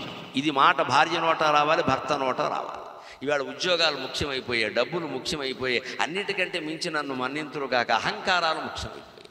బాగా అహం నేను సంపాదించుకున్నా, నాకే నీ మాట నేను ఎందుకు వినాలి? ఇది మొత్తం ఏ ఖర్చు ఎవరు పెట్టాలో ఎక్కడ ఏం ఆలోచన ఎక్కడ లేదండి. అసలు ఒక చేతి మీద నడిచే పరిస్థితి లేదు. ప్రతిదానికి నన్ను అడగల. అన్నీ అడిగి చేయడము సాధ్యం కాదు, అలాగని అడగకుండా చేయడము మంచిది కాదు. ఏది చెప్పాలో అది చెప్పాలి, ఏది దాచాలో అది దాచాలి. మగాళ్ళ దగ్గర దాచేవి కొన్ని ఉంటాయి, ఆడవాళ్ళ దగ్గర దాచేవి కూడా కొన్ని ఉంటాయి. దాచవలసిందే, అన్నీ చెప్పకూడదు. అలాగని వాడు దుర్మార్గుడి కింద అనుకోకూడదు. కుటుంబం నడవాలంటే కొన్ని దాచాలమ్మా, తప్పదు. అందరికీ అన్ని అభిప్రాయాలు గ్రహించాలంటే సాధ్యం కాదు. అయినా అనుసరించవలసిందే. వాళ్ళు నిర్ణయం తీసుకున్నారు, మగ ఆడో కుటుంబ క్షేమంతో నిర్ణయం తీసుకున్నారు, అనుసరించడమే అంతే. ఇంకా ఆయన నిర్ణయం తీసుకున్నారంటే తిరుగులేదండి, ఆయన వెళ్ళి ఆలోచిస్తారండి, ఐ ఫాలో, నేను అనుసరిస్తాను. అనుగతం సర్వాస్వవస్థాసు, అంతేకాదు యద్విశ్రామో హృదయస్య, ఎప్పుడు భర్తకి ఎంత బాధ ఉద్యోగంలో కలిగినా విశ్రాంతి ఎక్కడ దొరుకుతుందంటే భార్య దగ్గర దొరుకుతుందని చెప్పాడండి కవి. విశ్రామో హృదయస్య, భార్యకి కలత కలిగిన, భర్తకి కలత కలిగిన, ఆ కలత నుండి విశ్రాంతి ఎక్కడ దొరుకుతుంది అంటే రెండో వారి దగ్గర దొరుకుతుంది, జీవిత భాగస్వామి దగ్గరే దొరుకుతుంది. ఎందుకంటే ఎవరి దగ్గర చెప్పుకోలేని రహస్యాలన్నీ వారి దగ్గర చెప్పుకోగలరు. అందుకని ఏమనిపిస్తుంటే ఆఫీసులో ఈయన ఎవడో తిట్టినా, ఆయన తిట్టాలని అనిపించినా, తిడితే ఉద్యోగం పోతుందని భయం ఉంటే అలాగే ఆ దుఃఖాన్ని ఒగ్గబట్టుకుని ఇంటికి వెళ్ళి భార్యకి చెబుతాడు, నన్ను తిట్టాడు ఎలాగంటే, కోతి మొహంగా వాడు నేను తిడ్డా నువ్వు పడ్డవరా అని ఇవిడంటే సరిపోతుందమ్మా, ఇంకేం అక్కర్లేదు. మీ బాసేనా కోతి మొఖం, వాడు తిడితే నువ్వు బాధపడాలంటే ఇక్కడ ముందు కాఫీ తాగు, తర్వాత చూద్దాం, ఈసారి వాడిని ఇంటికి పిల్లి ఎలా తిట్టాలో నేను చూస్తా అని చెప్పాలి. దెబ్బకి భర్తకు సుఖంగా ఉంటాడు. ఇక్కడ లోకమంతా అవమానించినా సరే భార్య గౌరవిస్తే ఆ భర్త 100 ఉద్యోగాలు చేస్తాడమ్మా, 100 విధాల క్షేమంగా ఉంటాడు. లోకమంతా సన్మానించినా సరే భార్య అవమానించిందంటే ఆత్మహత్య చేసుకుంటాడమ్మా, వేరే దారి లేదు. అందరం గ్రహించవలసింది. భార్య భర్తని గౌరవించడం, భర్త భార్యని గౌరవించడం అంత ముఖ్యమైన విషయం. లోకమంతా ఏమైనా కానీ, లోకమంతా వేరు, దాంపత్యం వేరు, వీళ్ళదో లోకం ఇది. అందుకే యద్ విశ్రామో హృదయస్య ఎత్ర జరసాయస్మిన్న కార్యో రసగా. కొంతమంది అనుకుంటారు పొరపాటుని, 50 దాటే 60 దాటే ఇంకా సరసం ఏమిటి? సరసానికి ఎప్పుడూ లోటు లేదండి. 90 ఏళ్ల వయసులో కూడా సరసంగా బతకచ్చు. మా చిన్నతనంలో మేము చూసామమ్మా, భర్తకి 85 ఏళ్ళు, భార్యకి 80 ఏళ్ళు, ఉయ్యాల బల్ల మీద కూర్చునే వారిద్దరు. హాల్లో ఉయ్యాల బల్ల ఉంటుంది, ఉయ్యాల బల్ల మీద అప్పుడు ఇవిడ తమలపాకులు చుట్టిచ్చేది ఆయన 80 ఏళ్ల వయసులో. ఎంత శృంగారము! ఒక్కొక్క చిలకలు చుట్టడం అంటారు, ఒక్కో చిలక చుట్టి ఇలా వేలికి రాస్తే ఈ పెద్ద మనిషి వేలు కొరికేవాడు. నా కళ్ళతో నేను చూశాను. అవురా, ఏం దంపతులు రా, 80-85 ఏళ్ల వయస్సులో ఏ కామావేశం ఉంది, ఏ శృంగారం ఉంది, ఏ ఆకర్షణ ఉంది? కనీసం ఆ రోజుల్లో మేకప్లు, లిప్స్టిక్లు కూడా లేవు. ఒట్టిన ఓ మాసిపోయిన పంచె కట్టుకుని ఆయనను, ఓ మామూలు చీర కట్టుకుని ఆవిడ ఉన్నారు అక్కడ ఉయ్యాల బల్ల మీద. తాంబూలం ఆయనకి ఇస్తోంది, ఈవిడ వేసుకుంటోంది. ఆయన వేరు కొరుకుతున్నాడు. ఇంకా ఈ వయస్సులో ఇదోటి అంటే బాగుందే, నువ్వు అలా ఉన్నావు అంటున్నాడు. నిలబెట్టుకోవచ్చండి, నిలబెట్టుకోదలుచుకుంటే సంసారాలు నిలబెట్టుకోవచ్చమ్మా, వద్దనుకుంటే అక్కడే. అంతా మన మనస్సులో ఉంది. ఎత్ర జరసా యస్మిన్ నహార్యో రసగా, వృద్ధాప్యం వచ్చింది కదా అని శృంగారపరమైన ప్రక్రియలు వేరు, కానీ సరసం అనుకోవలసిన అవసరం లేదు. ఓ చమత్కారం చేయడానికే, ఓ మాట అనడానికే, సరదాగా ఆట పట్టించడానికే ఎన్ని చెరోక్తులైనా విసురుకోవచ్చు, ఇద్దరు వదలాల్సిన పని లేదు. ఇక్కడ వెనక పెద్దిపొట్లు గారు ఒక కవి గారు ఉండేవాడు. ఆయన ఎప్పుడు ఇలాగ భార్య మీద ఏవో సరదాగా పద్యాలు చెబుతున్నాడు. ఉంగరం వడ్డిస్తుందరు, డైనింగ్ టేబుల్స్ కాదుగా అప్పుడు వడ్డిస్తుందరు. ఆయన చూశాడు, నడుమంత లావుగా కనపడింది. మీరు మందర సమాన మధ్యమా పెద్దిపొట్లు గృహిణీ విరాజతే అన్నట్టు. తింత్రినీదళ విశాలలోచన నింబపల్లవ సుమాన సమాన కుంతల మీరు మందర సమాన మధ్యమ పెద్దిపొట్లు గృహిణి విరాజతే. ఆవిడ అన్నవది వడ్డిస్తుంటే ఆయన కనిపించి, ఏమయ్యా నీ మీద పద్యం చెప్పాలనుందయ్యా అశోక్ అని, చెప్పండి, ఇంకెవడు వింటాడు మీ పద్యాలు, నేనేగా కట్టుకున్న దానికి కర్మ అంది ఆవిడ. అలాగే అని సరదా ఏం చెప్పాడు ఇంతకీ? తింత్రినీదళ విశాలలోచన, నీ కళ్ళెంత విశాలంగా ఉన్నాయంటే చింతాకులంత విశాలంగా ఉన్నాయన్నట్టు. చింతాకులు విశాలంగా ఉంటాయా? అది కవిత్వం. నీ జుట్టు ఎలా ఉందంటే నింబపల్లవ సమాన కుంతల, వేప చిగుళ్ళలా మెరిసిపోతుంది నీ జుట్టు అన్నట్ట. వేప చిగుళ్ళు ఎలా ఉంటాయి? తెల్లగా ఉంటాయి. ఉగాది వేపపోతా ఆవిడ వింది, అలా ఓపికగా విందేవిడ. అంతేగా మీరు మందర సమాన మధ్యమ, ఏమిటో మేరు పర్వతం ప్రదక్షిణం అంటారు. నేను అడుగు చుట్టూ తిరిగితే మేరు పర్వతం చుట్టూ తిరిగినట్టే. పెద్దిపొట్లు గృహిణి విరాజతే. మా ఆవిడెంత అందంగా, ఏ పని లేదు, ఆట పట్టించడానికి నేనే దొరికాను, మీకు ముందెంత మజ్జిగ పోసుకోండి. నేను పోసింది అప్పటికి మజ్జిగలోకి వచ్చాడు. ఈయన లేచాడు, అన్నం తిన్నాడు, పడుకున్నాడు. మధ్యాహ్నం భోజనం చేసాక పడుకోకపోతే బ్రాహ్మణ కాదు, పొద్దున్నే లేవకపోతే రైతు కాదు, లెక్క అది. అందుకని భోజనం చేసాక శుభ్రంగా భుక్త వేసం పడుకున్నాడు. సాయంత్రం 4 గంటలకు నాకు మళ్ళీ లేచాడు. అవతలేదో కవిసేమళ్ళ ఉంది, వెళ్ళాలి. అందుకని అద్దం దగ్గర నుంచి తలదవ్వుకుంటున్నాడు. అప్పటికే ఈయనకి బాగా నెరిసి, మరి నెరవేటి 65 ఏళ్ళు ఉన్నాక నెరవా నెరిచి. ఈ అద్దం ఎలా ఉంది? నిలువుటద్దం కదా, సరిగ్గా అక్కడ నుంచి నేను తలదూకుంటూ ఉంటే వంటింట్లో కనపడుతుంది. ఆవిడకి కనపడుతుంది. ఆ తెల్ల వెంట్రుకలు చూసి ఆవిడ నవ్వింది. పొద్దున్నుంచి నన్ను ఆక్షేపిస్తున్నారు, మీకేం నెరవలేదేమి ఇక్కడ, నేను దొరికాను ముసలిదాన్ని, నింబపల్లవ సుమాన కుంతల, మరి మీ కుంతలు ఎలా ఉన్నాయి? ఏమన్నా అతసీ కుసుమ సంకాశం అన్నట్టుగా ఉన్నాయి ఏమిటి ఇక్కడ అన్నట్టుగా ఆవిడ ఏం అనలేదు. మాట చాలరండి ఆడవాళ్ళు, అమ్మో చాలా అలా చూస్తారు, చూపు అయిపోయింది, లోకం పడిపోయినట్టే. మాట అనక్కల మగాళ్ళు ఇంకా మాట్లాడాలి, బే ఆడాళ్ళు ఒక చూపు చాలు. అలా చూసింది ఆవిడ ఏదో అంటోందని నేను కనిపించేసింది. అనిపించేసి ఈ తెల్లని ముంగురులు నుదురు మీద పడుతూ ఉంటే ఆయనే వర్ణించుకున్నట్ట. ఈ పాలం అనేది నుదురు చందమామ లాంటిది, దాని మీద వెన్నెల మొక్కల్లాగా ఇవి పడుతున్నాయి. ఆయనే వర్ణించుకున్నాడు. ఇక వెన్నెల మొక్కల్లాగా ఫలితాని ముఖేందు మండలే శకలానీవ విధోర్విభామహే అన్నట్ట. భార్య ఎక్కడ తెల్ల వెంట్రుకలను ఆక్షేపిస్తుందో అని ఇవి ఏమనుకుంటున్నావు? ఈ తెల్ల వెంట్రుకలు ముంగురులు ఇలా పడుతుంటే నా ముఖమండలం ఉంది చందమామ అంటే వెన్నెల కదా, ఆ వెన్నెలలోంచి కొన్ని చారలు ఇలా బయట గిరజాల్లా తిరుగుతున్నాయి, అందుకని నా ముఖం చందమామ అనగా అప్పుడు అందుకుంది ఆవిడ పండితుల వారి కుమార్తె. అందుకని ఏమందంటే అతయేవని మింజతే తరాం తరుణీలోచన పద్మ సంతతి. అందుకేనండి మీరు వీధమ్మడి పెడుతుంటే ఆడాళ్ళందరూ కళ్ళు మూసుకుంటున్నారు అని చెప్పింది. ఎందుకని? గొప్ప ఔచిత్యం అండి, మామూలు కవిత్వం కాదు, మహాకవిత్వం. ఆయన ఏమన్నాడు?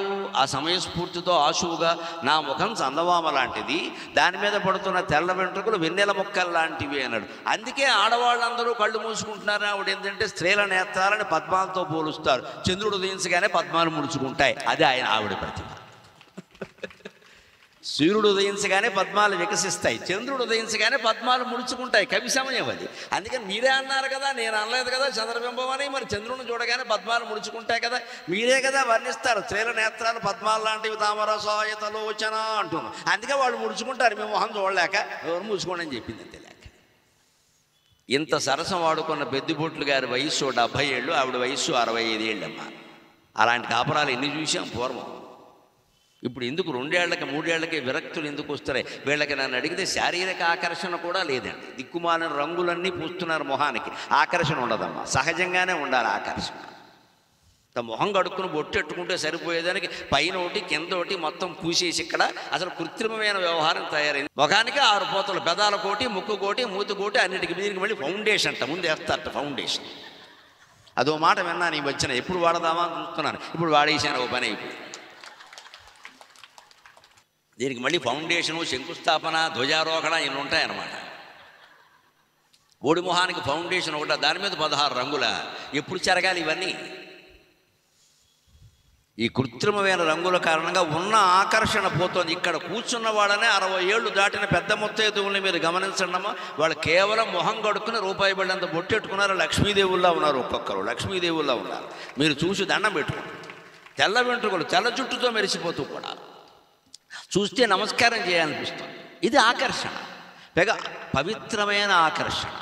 ఇటువంటి వేరే భావం కలగదు అసలు వాళ్ళని చూస్తే. పవిత్రమైన ఆకర్షణ. గుళ్ళో లక్ష్మీదేవిని చూస్తే ఎలా ఉంటుందో, కనకదుర్గాదేవిని చూస్తే ఎలా ఉంటుందో, వాళ్ళని చూసినా అలాగే ఉంటుంది. ఏ మొగాడు చూసినా అలాగే ఉంటుంది. వేరే ఆలోచన రాదంటే అసలు అది ఆకర్షణ. నేను ఆకర్షిస్తాను, నేను ఇంకా యంగులకి ఇంకా ఎవరి కోసం ఇదంతా? ఇవే సంసారాలు కూల్చేస్తున్నాయి. వీళ్ళు ఆలోచించరు కాక నేను సరదా కంటలా చాలా తీవ్రమైన ఆవేదన నాకు ఇది. ఎందుకంటే ఎందుకమ్మ వాళ్ళు పెళ్లి చేసాం, ఇదివరకు ఉద్యోగం వస్తే ఈ దేశంలో సెటిల్ అయి స్థిరపడిపోయినట్టే, పెళ్లి చేస్తే ఓ బాధ్యత అయిపోయింది. ఇప్పుడు ఆ 2 గ్యారంటీ లేకుండా పోయే, ఉద్యోగం గ్యారంటీ లేదు, వివాహం గ్యారంటీ లేదు. పెళ్లి చేస్తే మళ్ళీ వారం వారం కనుక్కోవలసిందే, బాగున్నారా బాగున్నారా బాగున్నారా, బాగుండరు. ఎందుకు అన్ని తగాదాలు వస్తున్నాయి? ఇదివరకు ఒకసారి చేసామంటే గొడవలేదు. ఎందుకంటే ఎప్పుడైనా ఆడపిల్ల మగపిల్లాడు ఎవరు పుట్టింటి వాళ్ళతో చెప్పినా సరే పడాలి, మేము పడలేదు ఏంటి, ఇదే మాట చెప్పేవారు ఇక్కడ. అందుకని వచ్చాయి నేను చూసుకుంటా అని ఎవరు లేరు ఇక్కడ. ఇవాళ అలా తయారు. దానికి విరుగుడు ఈ శ్లోకం. ఏమాత్రం ఏ దాంపత్యం ఈ ఒక్క శ్లోకం వల్ల నిలబడినా నా జీవితం ధన్యమైనట్టే, నా జీవితం ధన్యమైనట్టే. 60 ఏళ్లలో కూడా ఆ ప్రేమ నిలబెట్టుకున్న రామచంద్రమూర్తి మాట్లాడనమాట. అది ఎత్ర జరసాయస్మిన్న కార్యో రసక. ముసలితనం వచ్చినా సరసాన్ని కోల్పోవలసిన అవసరం ఏం లేదయ్యా పెద్ద మనిషి. చలోక్తులతో నడిపించవచ్చు కదా సంసారాన్ని హాయిగా, నిత్యము జీవరసాన్ని పండించవచ్చు కదా. ఎందుకలా నీరసంగా నిస్పృహతో ఉంటున్నారు? కాలేనావరణాచ్చయాత్ పరిణతే యత్ ప్రేమసారే స్థితం. 50 ఏళ్ళు అప్పటికే గడవడం వల్ల కాలం గడిచిపోయింది కాబట్టి ఆవరణలు తొలగిపోతాయండి వాళ్ళ మధ్య. అంటే సరసంగా మాట్లాడుకున్నా, ఒకరినొకరు ఏమన్నా అనుకున్నా, ఆయన అంతేలే ఎప్పుడు అలాగే అంటాడు అని ఏదో అన్నా, డూ అన్నా, ఇంకోటన్నా, కోపం వచ్చి ఎప్పుడైనా నోరు మూసుకోండి అన్నా సరే అండి ఉంటుందండి అక్కడ. మళ్ళీ నోరు మూసుకోతో పాటు అండి ఉంటుంది అక్కడ. అండి ఉందంటే గౌరవంగానే నోరు మూసుకోమని చెప్పారు. మూసుకోవడమే ఏమైందట. కాలం గడిచిన కొద్దీ దంపతుల మధ్యలో ఆవరణలు తొలగిపోతాయి. అంటే ఏదో సిగ్గుపడడం, అంటే ఏమనుకుంటారో అనుకోవడం, ఇటువంటి మొహమాటాలు పోతాయి. అప్పుడు స్వచ్ఛంగానే ఉంటుంది ప్రేమ. ఆవిడ ఒరే అన్నా, నువ్వు ఏదన్నా పెద్ద విషయంగా ఉండదు ఇక్కడ. ఈయనేమన్నా ఉండదు, ఒకరినొకరు ఆక్షేపించుకున్నా ఉండదు. నువ్వేమిచ్చేవేంటి అసలు నీ పెళ్ళిలో అంటాడు ఈయన. 80 ఏళ్ళకి ఏమి ఇవ్వాలి ఇక్కడ? ఈవిడే ఉంటుంది, నన్ను ఇవ్వడమే గొప్ప, మళ్ళీ నీ సంపాదనకి ఇంకా ఇవ్వాలి ఇక్కడ. అయిపోయింది. మళ్ళీ ఇద్దరు కలిసి కూర్చొని ఫోన్ చేస్తారు. ఏమైనా సరే నువ్వు చేసిన వంటేనే అంటాడు. మరి అదే కదా అంటుంది. అయిపోయింది. ఇదే కాలేన ఆవరణాచ్చయాత్ పరిణతే యత్ ప్రేమసారే స్థితం. కాలం గడుస్తున్న కొద్దీ దంపతుల మధ్యలో ప్రేమ ఎక్కువ అవ్వాలి, కామావేశాలు తగ్గిపోవాలి. ఇంకా యవ్వనాలు, ఆవేశాలు, అందంగా ఉండడాలు ఇవి పట్టించుకోకూడదు. ఎందుకంటే ఓ 30 ఏళ్ళు దాటే అయిపోయింది. ఇంకేదో ప్రమాదాలు జరుగుతాయి, ఆరోగ్యాల్లో తేడాలు వస్తాయి, మొహంలో తేడా వస్తుంది, అవయవాల్లో తేడా వస్తుంది. పిల్లల్ని కన్న తర్వాత స్త్రీ శరీరంలో బోళ్ళు మార్పులు వస్తాయి. అది మహాపుణ్యం అండి. పిల్లలు లేని వాళ్ళు ఎంతమంది బాధపడుతున్నారమ్మో వాళ్ళని అడగండి. వాళ్ళకి శరీరంలో ఏ మార్పులు రావమ్మ. కానీ వాళ్ళు ఏమనుకున్నా అదో జన్మ ఇదో జన్మ అనుకుంటున్న వాళ్ళు ఎంతమంది లేరండి. ఇంట్లో చిన్నపిల్లలు లేరు, నడవట్లే, ఎవరైనా 10 మందిలో పేరంటానికి వెళ్ళాలంటే ఇబ్బందిగా ఉంది అనుకునే స్త్రీలు ఎంతమంది లేరమ్మా. మరి అంతకంటే మన కడుపునిద్దరు పుట్టారే, సంతోషంగా ఉండాలి. అందుకని ఇప్పటి నుంచి ప్రెగ్నెన్సీ వచ్చేస్తే శరీరంలో మార్పులు వచ్చేసేస్తే కాబట్టి నాకు వద్దు, నేను వాయిదా వేసేస్తా. కెరీర్ ముఖ్యం, అడ్వాన్స్ ముఖ్యం, గర్భం ముఖ్యం కాదనమాట. అయిపోయి 40 ఏళ్ళు వచ్చాక అప్పుడు ముసలాడికి దసరా పండుగ అప్పుడు తయారవడం. ఇప్పుడు ఎక్కడ పుడతారు పిల్లలు 40 ఏళ్ళు వచ్చాక? అందుకే సంతాన సాఫల్య కేంద్రాలు బయలుదేరాయి వీధికి నారికి ఇక్కడ. ఇది గమనించుకోవాలి. ప్రేమసారే స్థితం. మన సందర్భాల్లో ఎప్పుడు దాంపత్యంలో కామావేశాలు అణిగిపోయి, ఆకర్షణలు అణిగిపోయి కేవలం ది ఎసెన్స్ ఆఫ్ లవ్, ప్రేమసారం మాత్రమే మిగలాలి. భద్రం తస్య సుమానుషస్య కథమప్యేకముఖి తత్ప్రార్చ్యతే. అటువంటి భద్రమైనటువంటి సుమానుషం భవభూతి మహాకవి రామచంద్రుని నోట పలికించిన పదం దాంపత్యం అనడానికి సుమారుషం అన్నాడు. మొత్తం మానవ జీవనాన్ని కాపాడేది ఈ దాంపత్య సంబంధాలే. మొత్తం మానవ జీవన వ్యవస్థని కాపాడేది దాంపత్యం. ఇవాళ విదేశాలన్నీ భారతీయ సంస్కృతికి చూస్తున్నాయి. కారణం ఏమిటో తెలుసా? మన కుటుంబ వ్యవస్థ అండి. అక్కడ అది ఉండదండి. అమెరికాలో అది ఉండదండి. భార్యాభర్త ఇద్దరు కూర్చుంటారు. 50 ఏళ్ళు వచ్చాక వారేదో వీరేదో సాధిస్తారు, పదవులు పీఠాలు, పరిచయం చేసుకుంటారు. ఏమంటారు? He is my 6th husband. అప్పటికి 6 అయ్యారు వీడికి. వీడంటాడు అంతకంటే సిగ్గు లేకుండా, okay she is my 5th wife. వీడికి సిగ్గు లేదు, ఆవిడికి బుద్ధి లేదు. ఈయనకి ఆవిడ 6వ వాట, ఆవిడికి ఈయనేమో 5వ వాట. ఏమిటి దాంపత్యాలు పని లేక? మా అబ్బాయి 5వ వాడు, మా అమ్మాయి 4వది అనంటే చెప్పేస్తారు ఇక్కడ. ఈ దేశంలో ఈ మధ్య ఏమన్నా ఈ దరిద్రం తయారైందేమో కానీ ఇదివరకు అసలు విడాకులు అనే మాట చెప్పుకుందుకు భయపడేవారు, బాధపడేవారు, చెప్పేవారు కదా ఎవరికి. ఏదో తేడా వచ్చాము, మామూలుగా వచ్చాము అనేవారు. అంతే. పుట్టింటికి వచ్చి ఉన్నా ఎక్కువ రోజులు ఉన్నాయి, ఎవరిని అడిగితే ఏదో అవసరమే వచ్చాము అనేవారు. భర్తతో విభేదం అనే మాట నోట వచ్చేది కాదు. ఇప్పుడు ప్రెస్ మీటింగ్ పెట్టి చెప్పేస్తున్నారు. చెప్పకూడదు అలా. అది గృహస్థ రహస్యం. ఎప్పుడప్పుడు తేలుతుంది. అది కాస్త ఓపిక పట్టాలి. అందుకని భద్రం తస్య శుమానుశస్య, ఈ దాంపత్యాన్ని భద్రంగా కాపాడుకోండి. కథమప్యేకంకి తత్ప్రాప్యతే. ఈ దాంపత్య జీవనం, కుటుంబ జీవనం అనేది ఒక్కటి వ్యవస్థ మనం కాపాడుకుంటే యావత్ దేశం బాగుంటుంది. యావత్ దేశం బాగుంటుంది. ఎవ్వరికి పొరపాటుని ఏ ఆవేశంలో విడాకుల ఆలోచన వచ్చినా, ముఖ్యంగా పిల్లలు కలిగిన వాళ్ళు ఆలోచన చేయండి. నమస్కారం పెట్టి కోరుతున్నా, నీకు ఇంకో భర్త దొరకవచ్చు నాయనా, నీకు ఇంకో భార్య దొరకవచ్చు. ఆ పిల్లకి ఇంకో తండ్రి తల్లి ఉండరమ్మా. ఎంత అన్యాయం చేస్తున్నావు, ఎంత అన్యాయం చేస్తున్నావు. ఆ పిల్ల పుట్టింది 4 ఏళ్ళు పెరిగింది. మా అమ్మ మా నాన్న అని ఇద్దరిని చెరువు చేత్తూను పట్టుకుని 7 అడుగులు పొడుగున్న మంచం మీద సుఖంగా పడుకుంది కదా, ఇద్దరిని పట్టుకుని తెల్లారేసరికి తల్లి తండ్రి కొట్టుకుంటారు. ఎవరుంటారో తెలియదంటే ఆ పిల్ల పడుకోగలదా? పిల్ల పడుకోగలదా? ఈ మధ్యనే ఒకటి జరిగింది, మీరు గమనించారో లేదో. ఒక కుర్రాడు, 20 ఏళ్ల కుర్రాడు, బీటెక్ పూర్తయిన వాడు, అమ్మా నాన్న ఎక్కనైనా మాట్లాడుకోండి అని లేఖ రాసి ఆత్మహత్య చేసుకున్నాడు. అమ్మ లేఖ రాసి, ఎక్కనైనా మాట్లాడుకోండి, నా చావైనా మిమ్మల్ని కలిపితే నేను సంతోషిస్తా. అంత క్షోభ 20 ఏళ్ల వాడికి కలిగించాలా ఈ దంపతులు? ఆ మాత్రం పడలేమా? ఏమి కష్టాలు ఏమొచ్చినా, ఒంట్లో రోగం వచ్చిందండి, మనం పడడం లేదా? బతుకుండాలనే ఆశతో పడుతున్నాం కదా. దాంపత్యంలో ఇబ్బందులు వచ్చినా అలాగే పడాలండి. అంత రాక్షసమైనవి ఎక్కడుంటాయండి ఈవేళ? ఎవరి స్వాతంత్రాలు వారుకున్నాయి, ఎవరి డబ్బులు వారుకున్నాయి. పూర్వం ఉండే హింస ఏం లేదండి ఇక్కడ. కబుర్లు చెప్పుకోండి, ప్రతిదీ మనకి హింస కిందే కనపడుతోంది ఇక్కడ. చిన్న అభిప్రాయ భేదం రాగానే ఐ కాంట్ బేర్ ఇంగ్లీష్ మాట్లాడడం మళ్ళీ ఇక్కడ.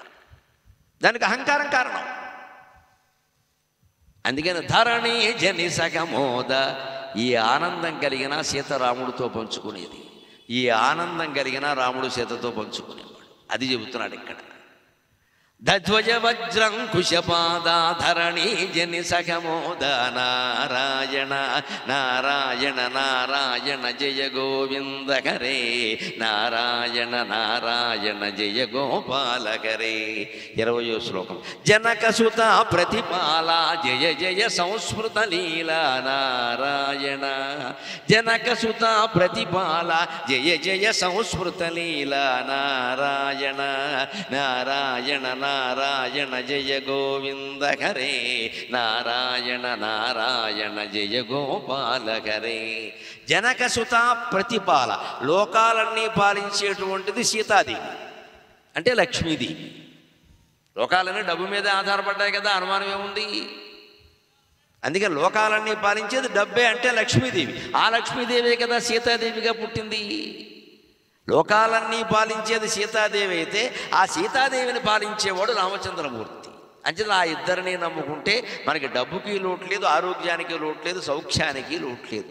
వారు శ్రీమన్నారాయణమూర్తి అవతారమే. అందుకని జనకసుత ప్రతిపాల, అందరినీ పాలించే సీతాదేవిని నువ్వు ప్రతిపాలన చేస్తున్నావయ్యా. మీ దంపతులను నేను నమ్ముకుంటున్నా, మీకు జయమగుగాక. జయ జయ సంస్మృత లీల.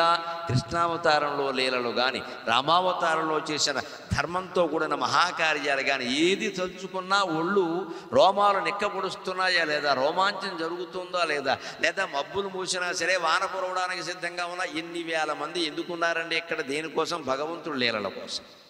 లేకపోతే ఏదో మామూలుగా అంటే వస్తామా మనం?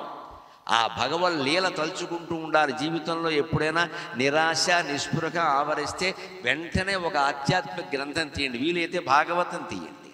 దశమస్కంధం కృష్ణలీలలు ఉంటాయి, చదవండి. తాత్పర్యాలతో వస్తున్నాయి. ఇప్పుడు చదవలేమనుకోవద్దు. పూర్వం అయితే మా కర్మ, మా గ్రంథాలే లేవు, తాత్పర్యాలు ఎక్కడ. ఇప్పుడు ప్రతి గ్రంథం ప్రతి పదార్థం తాత్పర్యాలతో ఉన్నాయి. విశాలాంధ్ర, నవోదయ లాంటి ప్రధాన పుస్తక కేంద్రాల్లో అన్నీ దొరుకుతుంది. ప్రాచీన కావ్యాలన్నిటికీ మహాపండితులు వ్యాఖ్యానాలు రాసి ప్రకటిస్తున్నారు. మీరు అదృష్టవంతులు, మాకంటే అదృష్టవంతులు. ఇక్కడ మాకు చదువుకుందుకు ఇవి 30 ఏళ్ళు వచ్చినా దొరకలేదు. నేను చదువుకున్న పుస్తకాలన్నీ సుమారుగా మూలమే, వ్యాఖ్యానం లేదు, ప్రతిపదార్థం లేదు, ఎవరూ రాయలేదు. అలాగే చదువుకుని జాగ్రత్తగా అర్థం చేసుకున్నాం. కానీ ఈవేళ మా పిల్లల అదృష్టం ఏమిటంటే అన్నీ శుభ్రంగా ప్రతిపదార్థ తాత్పర్యాలతో వచ్చేసి. మీరందరూ అదృష్టవంతులు. అందుకని భాగవతం కొన్నింట్లో పెట్టుకోండి. పోతన గారు భాగవతం టీటీడీ వారు వేశారు, ప్రతిపదార్థం తాత్పర్యాలతో వేశారు. మీకు కాస్త మనస్సు బాగాలేనప్పుడు ఊరికి బెళ్ళేసుకోవడం, డాక్టర్ దగ్గరికి వెళ్ళడం కాదండి. బమ్మెన పోతన మించినటువంటి వైద్యుడు లేడు అసలు. భాగవతం తీయండి, వెంటనే ఆ పద్యాలు 4 చదువుకోండి హాయిగా, తాత్పర్యాలతో సహా చదవండి. కృష్ణమూర్తి శ్రీకృష్ణస్వామి విగ్రహాన్ని ఎదురుగా పెట్టుకోండి హాయిగా, 2 పద్యాలు చదువుకోండి, పడుకోండి, మీ దుఃఖం మాయమవుతుంది. జయ జయ సంస్కృత లీల అంటే అర్థం అది. ఏ లీల, భగవంతుని యొక్క ఏ లీలను తలుచుకున్నా మనకు జయం కలుగుతుంది ఖచ్చితంగా. జనక సుత ప్రతిపాల జయ జయ సంస్మృత లీల నారాయణ నారాయణ నారాయణ జయ గోవింద హరే నారాయణ నారాయణ జయ గోపాల హరే. 21వ శ్లోకం. దశరథ వాగ్ధృత భార దండకవన సంచార నారాయణ. దశరథ వాగ్ధృత భార దండకవన సంచార నారాయణ నారాయణ నారాయణ జయ గోవింద హరే నారాయణ నారాయణ జయ గోపాల హరే. దశరథ వాగ్ధృత భార, తండ్రి మాట ఇచ్చాట. దశరథుని వాక్కు భారాన్ని నువ్వు ధరించావు అంటున్నాడు ఈయన శంకరాచార్య రామచంద్రమూర్తి గురించి చెబుతూ. తండ్రి మాట ఇస్తే కొడుకు నిలబెట్టడం ఏంటండి? ఇవాళ తండ్రి అప్పులు చేసి ఒరే కష్టపడి చేశానరా నీకోసమే చేశానంటే నాకు అవసరం లేదని పోతున్నాడు కొడుకు. నేను తీర్చను పో అని చెబుతున్నాడు ఇక్కడ. కానీ దశరథుడు ఆయన భార్యకు మాట ఇచ్చాడు. ఆవిడ కూడా మొదటి భార్య కాదు, రాముడు తల్లి కాదు, 3వ భార్య. నువ్వు ఎవరో 100 మందిని పెళ్లి చేసుకుని మాట ఇస్తే నేను తీర్చాలంటే ఆయన ఎవడు అడుగుతాడు ఇక్కడ? పైగా ఆయనకి ఎంత బాధ కలిగే పని చేశారు అంటే ఈ కైక మందర కలిసి పొద్దున్న 10ంటికి పిలిచి రామచంద్రమూర్తిని పట్టాభిషేకం అన్నారు. ఆయన ఏమో ప్రెస్ మీట్ పెట్టి మొదటి సంతకం దీని మీద పెడతా ఇలాంటి మాటలేం మాట్లాడలేదు ఇక్కడ. ప్రెస్ మీట్ పెట్టలా. సంతోషం తండ్రి మీ ఆజ్ఞ అన్నాడు. అంటే మీరు వయోభారంతో ఉన్నారు, నాకు పరిపాలనా భారం అప్పగిస్తున్నారు, సంతోషం అంతే. బాధ్యతగా చేస్తాను అంతేగాని ఇందులో ఆనందించేది, ఎగిరి గంతులేసేది, వెంటనే ఫ్రెండ్స్, పార్టీ, క్లబ్బు, పబ్బు ఇవేం పెట్టుకోలేదు. అలా పెట్టుకుంటే మనం ఇక్కడ కూర్చొని ఆయన గురించి మాట్లాడుకోకూడదు అంతే. అలాగే భరించాడు దాన్ని. రాత్రి 10ంటికి సీన్ మారిపోయింది, దృశ్యం మారిపోయింది. కైక పిలిచింది, తండ్రి కాదు. నీకు కాదయ్యా పట్టాభిషేకం, నా కొడుకు ఏంది? ఒక్క మాట మాట్లాడలేదు. అదేమిటమ్మా, ఇదేం రాజకీయం, దుర్మార్గం అని వెంటనే ఇవాళ చిన్న పంచాయతీ సర్పంచ్ పదవికి రాజీనామా చేయాల్సి వచ్చినా, ఎమ్మెల్యే పదవికి రాజీనామా చేయాల్సి వచ్చినా వెంటనే ప్రెస్ మీట్ పెట్టడం, అధికార పార్టీ మీద తిరుగుబాటు. ఎందుకంటే ఈయనకి పదవి ఇవ్వలేదు కాబట్టి. ఏదో ఎవరు అధికారం ఉంటే వారికే తలనొప్పి, వెంటనే పెడతారు. ఇప్పుడు ఆయన అలా చేయలేదండి. రాత్రి 10ంటికి పిలిచి నీకు కదయ్యా పట్టాభిషేకం మా అబ్బాయి కంటే, అమ్మ భరతుడికి పట్టాభిషేకం కంటే నాకు శుభవార్త ఏదైనా ఉందా, తప్పకుండా అలాగే చేసుకోండి అన్నాడు. అంతకంటే అది కూడా మనం అర్థం చేసుకోవచ్చు. తర్వాత కోరిన 2వ వరం పరమ దుర్మార్గం. నీకు 14 ఏళ్ళు వనవాసం, మళ్ళీ ఇక్కడ ఉండడానికి వీల్లేదు. ఈ హక్కు ఈవిడికి ఎవరు ఇచ్చారండి? నీ వరాలు నువ్వు నీ మొగుడికి సయోధ్య ఉంటే నీ ఇష్టం వచ్చిన వరాలు కోరుకు. హైదరాబాద్ అంతా మెట్రో బ్రిడ్జీలు సహా రాయించుకో, మాకు అక్కర్లేదు ఇక్కడ. ఆయన్ని వనవాసానికి వెళ్ళమనడానికి ఈవిడెవరండి? ఎంత దుర్మార్గమైన వరం అది. దాన్ని విన్న రామచంద్రమూర్తి కూడా రాజకీయ వ్యూహాన్ని అర్థం చేసుకున్నాడు. ఒక్క నవ్వుకున్నాడు. దేవాలయంలో విగ్రహం నవ్వినట్టు రాజకీయాలు ఇలా ఉంటాయి అంటే 14 ఏళ్ళు నేను ఇక్కడ ఉంటే భరతుడు పదవికి ఎసరు పెడతానని ఇప్పుడు అనుకుంటాడు. అంతే కదా మరి. పీఠం జారిపోయిన వాడు అక్కడ ఉంటే ఏం చేస్తాడు? ఎసరే పెడతాడు. ఇప్పుడు రాజకీయాలు అలాగే ఉన్నాయి కదా. జారిపోయిన వాడు తినగా ఉండడు. అందుకని ఆయన వెంటనే అర్థం చేసుకుని, అయ్యో తప్పకుండానమ్మా నీ ఆజ్ఞ పాటించి ఇప్పుడే వెళ్ళిపోతున్నా అంటే, మీ నాన్నగారు ఇలా చెప్పమన్నారాయా అందావిడ. అప్పుడు రామచంద్రమూర్తి ఒక చిత్రమైన మాట, అమ్మా నాన్నగారు చెప్పడం కాదు, మీరు చెప్పినా నేను చేస్తాను, ఆ మాట మీరు చెప్పక్కర్లేదు, మీ పట్ల కూడా నాకు అదే గౌరవం ఉంది అని వెంటనే సుమంత్రుడిని పిలిచాడు. రాత్రి 11 గంటలకు రథంలో బయలుదేరడండి. అది రామచంద్రమూర్తి. ఎన్ని కోట్ల రామాలయాలు కట్టి ఎన్ని పూజలు చేస్తే ఆ స్వామి రుణం తీరుతుందండి. రామాలయాలు కట్టడం పూజలు చేయడం కాదు నేను కోరుకునేది. మనకి ఇంట్లో వాళ్ళతో తగాదా వస్తే రాముళ్లాగే త్యాగం చేయాలి, రాముళ్లాగే త్యాగం చేయాలి. మన కుటుంబాలను నిలబెట్టుకోవాలి. అన్నదమ్ములు కొట్టేసుకుని, అప్పచెల్లెలు కొట్టేసుకుని కోట్లకు ఎక్కి నానాయాతన పడుతున్నారు. ప్రతి ఊళ్ళోనూ రామాలయం ఉంది కదా, ఎందుకు ఎడుతున్నట్టు, ఎందుకు పానకం తాగుతున్నట్టు, ఎందుకు పట్టాభిషేకం చేస్తున్నట్టు? కొట్టుకోవడానికే. ఆయన సమాధానం చెప్పాడు అలా. దశరథ వాగ్ధృత భారా అంటే అర్థం అది. అక్కడి నుంచి వెంటనే వెళ్ళిపోయాడు. రాత్రికి రాత్రే, తెల్లారే వరకు ఉండాలి. ఎందుకంటే తెల్లారే వరకు ఉన్నారనుకో, ఎవరో తెలియకుండా రాముడు వీరాభిమానులు కొందరు ఉంటారు కదా, రామా ఫ్యాన్స్ అసోసియేషన్, వాడు కేకం చంపేస్తాడు కోపంలో. ఎవరి మీదకి వస్తుంది నేరం? రాముడి మీదకి వస్తుంది. రాముడు చంపించాడంటారు. మరంత వీరాభిమానులు చేసే పనికి బాధ్యత వహించాలి కదా. రాముడు ఒప్పుకున్న అభిమానులు ఒప్పుకోరు కదా. మా ప్రభువుకి అన్యాయం జరిగిందంటారు, చంపేస్తారు. ఇందులో రాముడు హ్యాండ్ ఉంది అంటారు, వెంటనే 3 సభ్యులతో ఒక కమిటీ వేస్తారు, అయిపోయింది వనవాసం. ఇదంతా రాజకీయమయం. దానికి అవకాశం ఇవ్వాలి.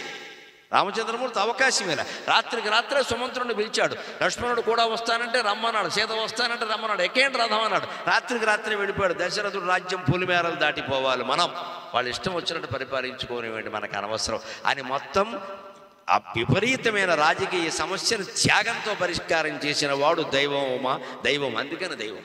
అందాల రాముడు అందువలన దేవుడు. అందాల రాముడు అందువలన దేవుడు. ఆయన అందంగా ఉన్నాడు కాబట్టి దేవుడు కాదు, త్యాగం చేశాడు కాబట్టి దేవుడు లెక్క. మనం అందంగా ఉండాలంటే, ఆనందంగా ఉండాలంటే అందంగా ఉండడం ముఖ్యం కాదండి. అందమే ఆనందం, ఆనందమే జీవితం అకరందం సినిమా పాట. అందంగా ఉన్నవాళ్ళందరూ ఆనందంగా ఉంటారని చెప్పలేం. ఆనందంగా ఉన్నవాళ్ళందరూ అందంగా ఉంటారు ఖచ్చితంగా, అందులో తేడా లేదు. ఆనందంగా ఉండాలంటే త్యాగం చేయాలి. భోగాలు కోరుకుంటే ఆనందంగా ఉండం. ఆ భోగం ఏదో ఎదుటి వాళ్ళని అనుభవించని మనం త్యాగం చేద్దాం. రైల్లో సర్దుకుని కూర్చోవలసి వచ్చింది, ఓ ముసలావిడ ఎవరో వచ్చింది, 3 కూర్చున్నాం. మనం లేచి ఆవిడకి సీట్ ఇస్తే మనకు ఆనందం ఎక్కువ, ఆవిడకంటే మనకే ఆనందం ఎక్కువ. ఎందుకంటే ఆవిడ కళ్ళల్లో నాయన 100 ఏళ్ళు బతుకమ్మ అందావిడ, మనకే ఆనందం. ఆవిడ ఆశీర్వదించింది. ఈ ముసలాళ్ళకి బానే లేదు, ఊరికే తిరుగుతూ ఉంటారు ఇక్కడ. ఈ డైలాగ్ కోసమా నేను రైలు ఎక్కించింది. ఆవిడ ఎంత పని లేకపోతే ఆవిడ రైలు ఎక్కిందండి. ఇంకా సర్దుకోవడానికే, ఏ విషయంలోనైనా సర్దుకోగలిగితే అవతల వాళ్ళకే అవకాశం ఇస్తే, ఎప్పుడూ జీవితంలో సుఖంగా ఉండాలంటే ఒకటే పద్ధతి అండి, ప్రేమించాలి. ప్రేమింపబడాలని ఆశించకూడదు. సుఖపెట్టాలి, సుఖపడాలని ఆశించకూడదు. ఈ 2 పాటిస్తే జీవితం అంతా సుఖంగానే ఉంటుంది. నువ్వు సుఖపెట్టు, సుఖపడాలని ఆశించకు. వస్తే మంచిదే సుఖం, లేత పర్వాలేదు. నువ్వు ప్రేమించు, ప్రేమించబడాలని ఆశించకు. ఆ మాత్రం ఆశించద్దా అంటే నో రిప్లై, జవాబు లేదు ఇక్కడ. ఆశించిన వాడే ఆనందంగా ఉంటాడు. ఆశ అన్ని దుఃఖాలకి మూలం. మనం అందరినీ ప్రేమిస్తాం, కుటుంబ సభ్యులు సహా అందరినీ ప్రేమిస్తాం. మన్నెవరూ ప్రేమించాలని కోరుకోం, అవసరం లేదు. హృదయంలో ఉండే రామచంద్రమూర్తిని ఆరాధిస్తే చాలు, దేవుడు ప్రేమిస్తాడు. కొట్టుకుపోతున్నాం ఈవేళ భోగాల కోసం. నా సుఖం ముఖ్యం, నా స్వార్థం ముఖ్యం. నువ్వు ఏమైపోయినా సరే అందరూ నా కోసం సర్దుకోండి, నేను ఎవరి కోసం సర్దుకోను. అందువల్ల గొడవ అయిపోతుంది. ఆ సర్దుకునేదేదో మనమే సర్దుకోవచ్చు కదా. ఆ సుఖం ఏదో నువ్వే అనుభవించమని చెప్పచ్చు కదా. కనీసం ఇంట్లో వాళ్ళతోనే ఇలా ఉండలేమో, బయట వాళ్ళతో అక్కర్లేదండి. అందువల్ల గొడవలు పరిష్కారం కావాలంటే ఈ శ్లోకమే ఉదాహరణ. దశరథ వాగ్ధృత భార దండకవన సంచార. అర్ధరాత్రి వెళ్ళిపోయి తెల్లారేసరికి గంగానదీ తీరానికి వెళ్ళి 1 పూట అక్కడ ఉండి తర్వాత ఆయన చిత్రకూటానికి వెళ్ళిపోయాడండి. ఎక్కడా ఉండాల. ఎందుకంటే దశరథుని సాయి వెనకాల వచ్చారు, మనుషులంతా వచ్చారు అయోధ్య నుంచి. వీళ్ళు మళ్ళీ వెనక్కి లాక్కెళ్ళిపోతారు. తీరా వాళ్ళ మాట బలవంతానికి వెనక్కి వెళ్ళాడు అనుకో, మన్నాడు పత్రికల వారు రాస్తారు, ఇదంతా డ్రామా, ఎన్నికలు వస్తున్నాయి త్వరలో అని రాస్తారు. వాళ్ళ కూడా వాళ్ళకుండా. అప్పుడు మీడియా ప్రజల సానుభూతి కోసం చేశారండి అంట. ఎందుకు వచ్చిన గొడవ ఇదంతా? హృదయంలో స్వచ్ఛత ఉండాలి. అప్పుడు ఎవడు ఏమన్నా మనకేం బెంగల, మనం ఎందుకు చేసామో మనకి తెలుసు. దండకవనంలో సంచరించాడు. అది కూడా ఎందుకండి? రాక్షస సంహారం కోసం సంచరించాడు. అక్కడ సీతకి రాముడికి ఒక వాగ్వాదం జరిగింది. రామాయణం మునుల కోరిక మేరకు రాక్షసులు నేను సంహారం చేస్తుంటే ఆవిడ అడిగింది. భయం కదా, పాపం స్త్రీ కదా. అందుకని వెంటనే ఎందుకు ఇది, మనం ఇక్కడ ఉండి ఆ రాక్షసులు మన్నేం చేయలేదు కదా, మన జోలికి రాలేదు కదా, మీరేమో ఆయుధాలు పట్టుకుని అన్నదమ్ములు ఇద్దరు రాక్షసుల్ని చెండాడేస్తున్నారు ఇక్కడ, వాళ్ళతో లేనిపోను తగాదా మన కుటుంబం మీదకి వస్తారు రేపు పొద్దున్న, ఎందుకు వచ్చింది ఇది అంటే వెంటనే సీతకి సరైన విధంగా జవాబు చెప్పండి, నోరు మూసుకో అని చెప్పలేదు. సరైన విధంగా జవాబు చెప్పాడు. వాల్మీకి రామాయణం అరణ్యకాండలో పెద్ద చర్చ జరుగుతుంది. మనం వచ్చింది ఎందుకు సీత? రాక్షస సంహారానికి. ఊరికే అనుకుంటున్నావా? మునులు జగత్తు మేలుకోరి మహాతపస్సులు చేస్తున్నారు ఇక్కడ. వాళ్ళకి రాక్షసులు మధ్యమాంసాలన్నీ యజ్ఞాల్లో పోసి వాళ్ళ తపస్సులు చేసుకుంటే వాళ్ళ నెత్తి మీద పోసి ఆటంకాలు కలిగిస్తున్నారు. ఇప్పుడైనా క్షత్రియుడైన వాడు సంహరించకపోతే ఎవరు సంహరిస్తారు? నేను వనవాసం చేసినా, నారచీరలు కట్టుకుని వచ్చినా సరే, ధనుర్బాణాలు ధరించి వచ్చింది ఇక్కడ ఆడుకోవడానికి, ఆ సరదాగా బొమ్మాటలు. ఏ ఆయుధం ప్రయోగించిన దానికి ఆయుధం దేనికంటే పని లేక. అందుకని నేను వచ్చిందే అందుకోసం, అర్థం చేసుకో, దానివల్ల ఇబ్బందులు ఉన్నా సరే భరించాల్సిందే అన్నాడు. ఆ రాక్షస సంహారం వల్లే అనేక రకాల ఇబ్బందులు వచ్చే తర్వాత అయినా దండకవన సంచార. అప్పుడు ఆ రాక్షస సంహారం అప్పుడు రాముడు నారి బిగిస్తే ఎలా ఉండేవాడయ్యా? ఏమా నారి బిగింపు రాఘవునిదాయిటీవి, ఏమా నారి బిగింపు రాఘవునిదాయిటీవి. దండకవనంలో రాముడు సంచరించిన దృశ్యం గుర్తు వచ్చి ఇష్టదైవం అనే కావ్యంలో రామచంద్రమూర్తి గురించి నేను రచించిన పద్యం ఇది. ఏమా నారి బిగింపు రాఘవునిదాయిటీవి, ఆ రూపు రుక్షామాధర్వయజు ప్రభా కలితమౌ, ఆ రూపు రుక్షామాధర్వయజు ప్రభా కలితమౌ సర్వాంగ సౌశీల్యమౌ. ఏమా చిర్నగవు, ఏమా చిర్నగవు ఎన్ని ఏండ్లైన పోదే, ఏమా చిర్నగవు ఎన్ని ఏండ్లైన పోదే. అన్ని కష్టములు ఆ స్వామిన్ కృంగగజేయవయ్యే, అన్ని కష్టములు ఆ స్వామిన్ కృంగగజేయవయ్యే. భరతంబా నీవు ధన్యాత్మవౌ.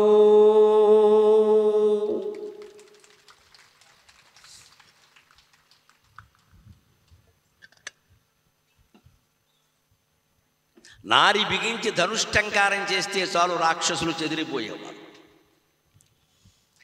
ఆయన రూపం ఎలా ఉండేది అంటే రుక్సామ అథర్వ యజు ప్రభాకలితం.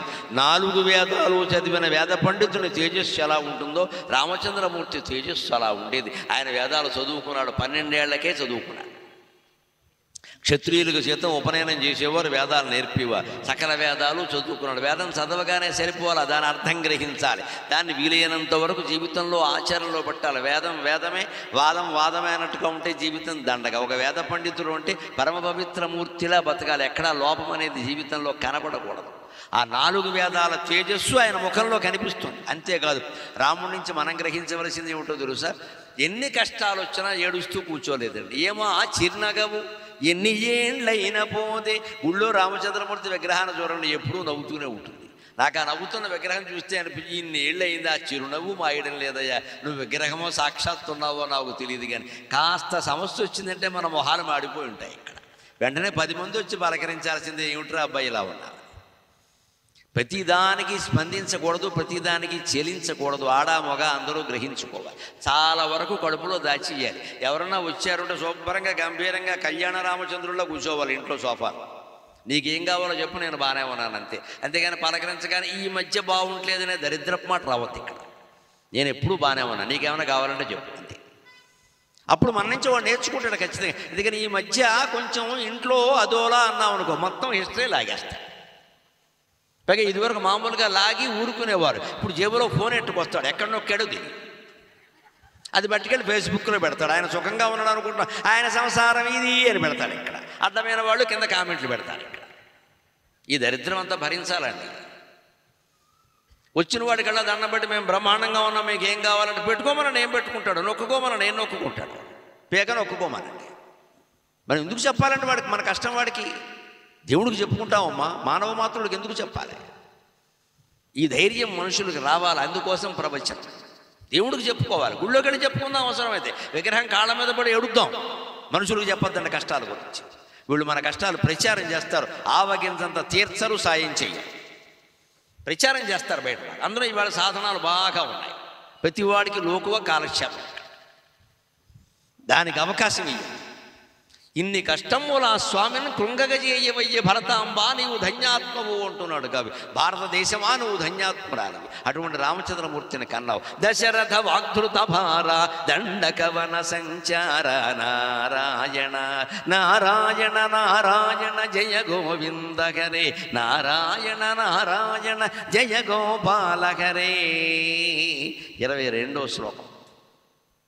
ముష్టిక చాణురసంహర ముని మానస సువిహార నారాయణ నారాయణ నారాయణ జయ గోపాలకరే నారాయణ నారాయణ జయ గోవిందకరే. ముష్టిక చాణురసంహర 9 ఏళ్ల వయస్సులో చేసిన సాహసం ఇది. తాను దైవాన్ని అని ప్రకటించుకున్నాడు కాబట్టి కృష్ణ పరమాత్మ చెయ్యగలిగాడు. 9 ఏళ్ల వయస్సు. ఎవడు తెచ్చిపెట్టాడు ఈ కష్టాన్ని? సొంత మేనమామ. ఎవడిని నమ్ముతామండి? కంసుడి నుంచి కృష్ణుడి నుంచి వాళ్ళ సంబంధాల నుంచి మనం నేర్చుకోవలసింది ఏమిటో తెలుసా? మన దగ్గర వాళ్ళు కూడా మనకు అపకారం చేస్తారు, జాగ్రత్తగా ఉండాలి. మేనమామ లేదు, తోడేళ్ళు లేదు, బావమరుదు లేదు, తమ్ముడు లేదు, వీళ్ళ భార్యాభర్తలే ఒకరినొకరు నమ్మలేని పరిస్థితులు ఉన్నాయి. ఇక్కడ దగ్గర వాళ్ళు కూడా అపకారం చేస్తారు, జాగ్రత్తగా ఉండు. కంసుడే శ్రీకృష్ణుడి మీద 30 హత్యా ప్రయత్నాలు చేయించాడు మేనమా. ఎందుకని? ఎవడి స్వార్థం వాడిది. కంసుడేం ప్రేమలేక కాదు, చేసినప్పుడల్లా ఏడిచాడు. భాగవతం చదివితే అర్థమవుతుంది. నేను ఎందుకు చేస్తున్నానో తెలియట్లా, ఏమిటిది ఏమిటి అంటూనే చేసేసాడు. ఎందుకని? వాడి ప్రాణభీతి. అష్టమ గర్భంలో పుట్టినవాడు నిన్ను చంపుతాడు అని ఆకాశవాణి విజయవాడ కేంద్రం చెప్పేసింది వాడికి. వాడు ఆ మాట పట్టేసుకున్నాడు. పోనీ ఆ 8వ గర్భం వరకు ఆగచ్చు కదా, ముందు 6గురిని చంపేశాడు. 7వ వాడు బలరాముడిని బలవంతంగా తప్పించారు. ఇంత చిందరవందరు ఎందుకు చేస్తారండి మనిషి జీవితాన్ని? ప్రాణభీతి. అంటే వీడొక్కడు బతుకుండాలా, అందరూ పోవాలా? పరీక్షిత్తు కూడా 7 రోజుల ముందు చెప్పారండి. భాగవత సారాంశం అంతా ఇదే. 16 ఏళ్ల ముందు చెప్పారు కంసుడికి, 10 వారం రోజుల ముందు చెప్పారు పరీక్షిత్తుకి. పరీక్షిత్తు ఎలా వినియోగించుకున్నాడు జీవితాన్ని, కంసుడు ఎలా పాడు చేసుకున్నాడు. 7 రోజుల ముందు చెప్పారు పరీక్షిత్తుకి, బ్రాహ్మణ శాపం ఉందయ్యా, నువ్వు ఇంకా ఉండవు మహారాజా, 7వ రోజున పోతావంటే పరీక్షిత్తు పేపర్ వాళ్ళకి ప్రకటన ఇవ్వాలా? ఏం ప్రకటన చేయాలి? వెంటనే నారదుడు కాళ్ళు పట్టుకున్నాడు. నాకు అనవసరం, నేను మృత్యువుని తప్పించుకోవాలని అనుకోవట్లా. 7 రోజుల్లో మోక్షం పొందే ఉపాయం చెప్పండి. మానవ జన్మకి సార్థకత అంతే కదా. 7 రోజుల్లో సింపుల్ ప్రోగ్రామ్ ఏమైనా ఉంటే చెప్పండి. షార్ట్ కట్ క్రాష్ కోర్స్ అంటారా, ఎంసెట్ క్రాష్ కోర్స్ ఏమైనా ఉంటే చెప్పండి. ఉందయ్యా, 7 క్షణాల్లో కూడా పొందొచ్చయ్యా. సుఖమహర్షి పాదాలు కనుక నువ్వు పట్టుకోగలిగితే, ఆయన ఏమైనా 2 మాటలు నీ కోసం చెబితే అంతకంటే మహాయోగి లేడు. కాబట్టి కృష్ణో యోగి సుఖత్యాగి అన్నారు. కాబట్టి ఆ సుఖమహర్షి నీ ఇంటికి రాగలిగితే, నీకు దర్శనం ఇవ్వగలిగితే, నీతో 2 ముక్కలు మాట్లాడగలిగితే 7 రోజులు కాదయ్యా, 7 నిమిషాల్లో నీకు మోక్షం వస్తుంది అన్నాడు. వెంటనే సుఖమహర్షి కాలమే పడిపోయాడు. ఇంకా రాజ్య పరిపాలన ఇంకా 7 రోజుల్లో పోతుంటే రాజ్యం ఏంటి? ఇక్కడ జనమేజయుడికి కూడా చెప్పరా, చూసుకోండి ఏదో ఒకటి అవుతుంది, నాకు అనవసరం అని వెళ్ళిపోయి సుఖమహర్షి ఆయన ఎక్కడో ఆగుడు. ఆయన చరిత్ర ఏమిటో తెలుసా? ఆయన ఎక్కడ ఆగుడు. పరమ సన్యాసి అంటే సుఖమహర్షి. సుఖత్యాగి, త్యాగి అంటే సన్యాసి. మామూలు సన్యాసి కాదు. ఇంకా ఎంత తీవ్ర విరక్తి అంటే అంత తీవ్ర విరక్తి. వ్యాసుడు వచ్చి, ఒరే నేను నిన్ను కన్నానరా, నాకు తోడుగా ఉండడానికంటే, ఎవరు తండ్రి ఎవరు కొడుకు తండ్రి? ఇన్ని బ్రహ్మసూత్రాలు రాశావు, నీకు అర్థం కాలేదా అన్న తండ్రి. ఇన్ని బ్రహ్మసూత్రాలు రాశావు, భాగవతం రాశావు, భారతం రాశావు, వేదాలు విభజన చేశావు, మానవ సంబంధాలన్నీ మిథ్యాన్ని నీకు అర్థం కాలేదే పెద్ద మనిషి? నేనే వెళ్ళిపోతుంటే ఆపుతున్నా, నువ్వు కూడా వెళ్ళిపోవాలయ్యా, పని లేకుండా కూర్చున్నావు అని చెప్పి తండ్రికి ప్రదక్షిణం చేసి వెళ్ళిపోయాడు. అంత విరక్తు ఆయనకి. వ్యాసుడికి చిన్న వాయసానికి తేడా తెలియదు. ఒకటే, అంతా ఒకటే, సమస్త జీవరాశి ఒకటే. అటువంటి శుకుడు ఎక్కడ ఆగడు. ఒకవేళ ఆగవలసి వస్తే ఎవరైనా పాదాల మీద పడి అర్థిస్తే ఆగుతాడు. ఎంతసేపు తెలుసా? భాగవతంలో చెబుతారు, గోదోహన కాలం అంటారు. ఆవు పాలు పెతకడానికి ఎంత సమయం పడుతుందో అంత సమయం ఆగుతాడు. ఓ పావుగంట, అంతే, అంతకుమించి ఉండదుగా. ఆవు పాలు పెతకడానికి ఎంత సమయం పడుతుందో ఓ పావుగంట పడుతుంది, అంతే ఆగుతాడు. ఆగి వెళ్ళిపోతాడు. సన్యాసి అంటే అలా ఉండాలి. తిన్న చోట పడుకోకూడదు సన్యాసి అంటే, పడుకున్న చోట తినకూడదు. మన శాస్త్రం చెప్పిన మాట. ఏ ఇంట్లోనైనా సన్యాసి అన్నం తినాడు అంటే రాత్రి అక్కడ పడుకోకూడదు. రాత్రి పడుకున్నారంటే ఈయన సంసారం కష్టాలన్నీ ఆయనకు అప్పగిస్తారు. మా అమ్మాయికి పెళ్ళి అవ్వట్లేదని పడతారు. ఈయనే సన్యాసం పుచ్చుకుంటే ఈ పెళ్ళి కూడా అదేందుకండి? ఈయనకేమో తిన్నాక చెప్పక తప్పదు. నాకు తెలుసున్న సంబంధం ఒకటి ఉందిలే అమ్మ అంటాడు. మీరే కుదరచ్చండి ఎలాగైనా అంటారు. అయిపోయింది, నేను పెళ్ళిళ్ళు పేరయ్యాయి. అందుకే తిన్న చోట పడుకోకూడదు, పడుకున్న చోట తినకూడదు. రాత్రి ఒకవేళ అవసరమై ఎక్కడో పడుకున్నాడు ఒక సన్యాసి, తెల్లారగానే చెక్కేయాలి. మళ్ళీ తిండి అంటే 11 అవుతుంది. 11 వరకు కూర్చోరు. మళ్ళీ పొద్దున్న మొదలు పెడతా సోది. ఇక్కడ ఏమమ్మా బాగున్నావా అనక తప్పదు కదా. ఇంట్లో కూర్చున్నాక బాగున్నా, అన్నీ బాగానే ఉన్నాయి కానీ నీ మధ్య కొంచెం కడుపు నొప్పిని మారెడుతున్నాడు. ఏదో చెప్పుకోవాలనిపిస్తుంది మహానుభావులకు అనిపిస్తుంది. ఈయన అనవసరంగా బంక అంటించుకుంటాడు. అందుకని ఎక్కడా సన్యాసి అయిన వాడు ఒక్క పూట మించి ఉండకూడదు. అలాంటి శుకుడు ఖచ్చితంగా దాన్ని పాటించాడు జీవితం అంతా. ఆవు పాలు పెతకడానికి పావుగంట మించి పట్టదు, అంతే ఉండేవాడు. ఆ సమయంలోనే వెళ్ళి పట్టుకున్నాడు. ఆయన అనుగ్రహం ఏం కలిగిందో ఈయన అదృష్టంగానే మామూలు మాటలు చెప్పడం కాదయా, శ్రీకృష్ణ లీల సమన్వితమైన చరిత్ర భాగవతం చెబుతాను, మా నాన్నగారు రాశారు, నేను చెబుతాను. ఎంత అదృష్టవంతుడి! మా నాన్నగారు రాశారు వ్యాసుడు, నేను చెబుతా. మా నాన్నగారు కూడా సంతోషిస్తాడు. విడిచిపెట్టి వెళ్ళిపోయానని బాధపడుతున్నాడు పాపం, లోకంలో ప్రచారం చేయాలి కదా అని 7 రోజుల్లో భాగవతాన్ని పూర్తి చేశాడు. 7 రోజుల్లో చనిపోతానని తెలుసుండు కూడా పరీక్షిత్తు తన జీవితాన్ని సార్థకం చేసుకున్నాడు. అదే కంసుడికి ఎప్పుడు తెలిసిందండి మరణ విషయం? 16 ఏళ్ల ముందు తెలిసింది. ఎందుకు తెలుసా? దేవకికి పెళ్ళై తీసుకెడుతుంటే చెప్పింది ఆకాశవాణి విజయవాడ కేంద్రం, ప్రత్యేక వార్తా ప్రసారం. కంస అష్టమ గర్భంలో పుట్టినవాడితో నువ్వు పోతావు, ఇంతటితో ఈ ప్రసారం సమాప్తం అని వ్యాపార ప్రకటనలు వచ్చే వెంటనే. ఈయనకి ఎంత టైం ఉంది అప్పటికి? ఇంకా దేవకి కేవలం గర్భవతి కాల, అసలు పెళ్ళయింది, అత్తారింటికి దించుతున్నాడు ఈయన. ఈవిడికి గర్భం ధరించాలి, 8వ గర్భం అంటే 8 ఏళ్ళు ఖాయం కదా. పైగా గర్భానికి మధ్యలో ఏడాది తేడా ఉండాలి కదా, వరుస పెట్టి కనేరు కదా. అలాగా 8, 8, 16 ఏళ్ళు. 16 ఏళ్ళు ముందు తెలిస్తే ఎంతమంది మహర్షుల కాళ్ళు పట్టుకోవచ్చు, ఎన్ని భాగవతాలు వినొచ్చు. కంసుడు తన జీవితాన్ని 16 ఏళ్ళు కూడా మృత్యు ప్రయత్నాలతో నాశనం చేసుకున్నాడు.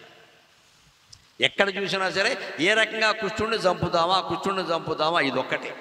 అటువంటి కంసుడే చివరికి ఆ రాజస్థానానికి ఎంతకీ వీలు కాకపోతే ఆయన్ని పిలిపించి ప్రత్యేకం అక్రూరుణ్ణి పంపించి వాళ్ళని పిలిపించి ముష్టిక చాణూరులనే మల్ల యోధుల్ని, భయంకరమైన కింకాంగ దారాసింగ లాంటి వాళ్ళని బాలకృష్ణుడి మీద ప్రయోగించాడు. ఆయన్ని వారిద్దరిని బలరామకృష్ణుడు సంహరించారు. అందుకోసం ముష్టిక చాణూర సంహర ముని మానస సువిహారా, అటువంటి లీలామానస వేషధారిగా ఉన్నావు కాబట్టి ముని మానస సువిహార అన్నారు. మునుల మనస్సులో విహారం చేస్తాడు అన్నారు. ఖచ్చితంగా ఎప్పుడూ ఆ లీలా కథల్ని మనం తలుచుకుంటూ ఉంటే అన్ని సంసారాలు బాగుంటాయి.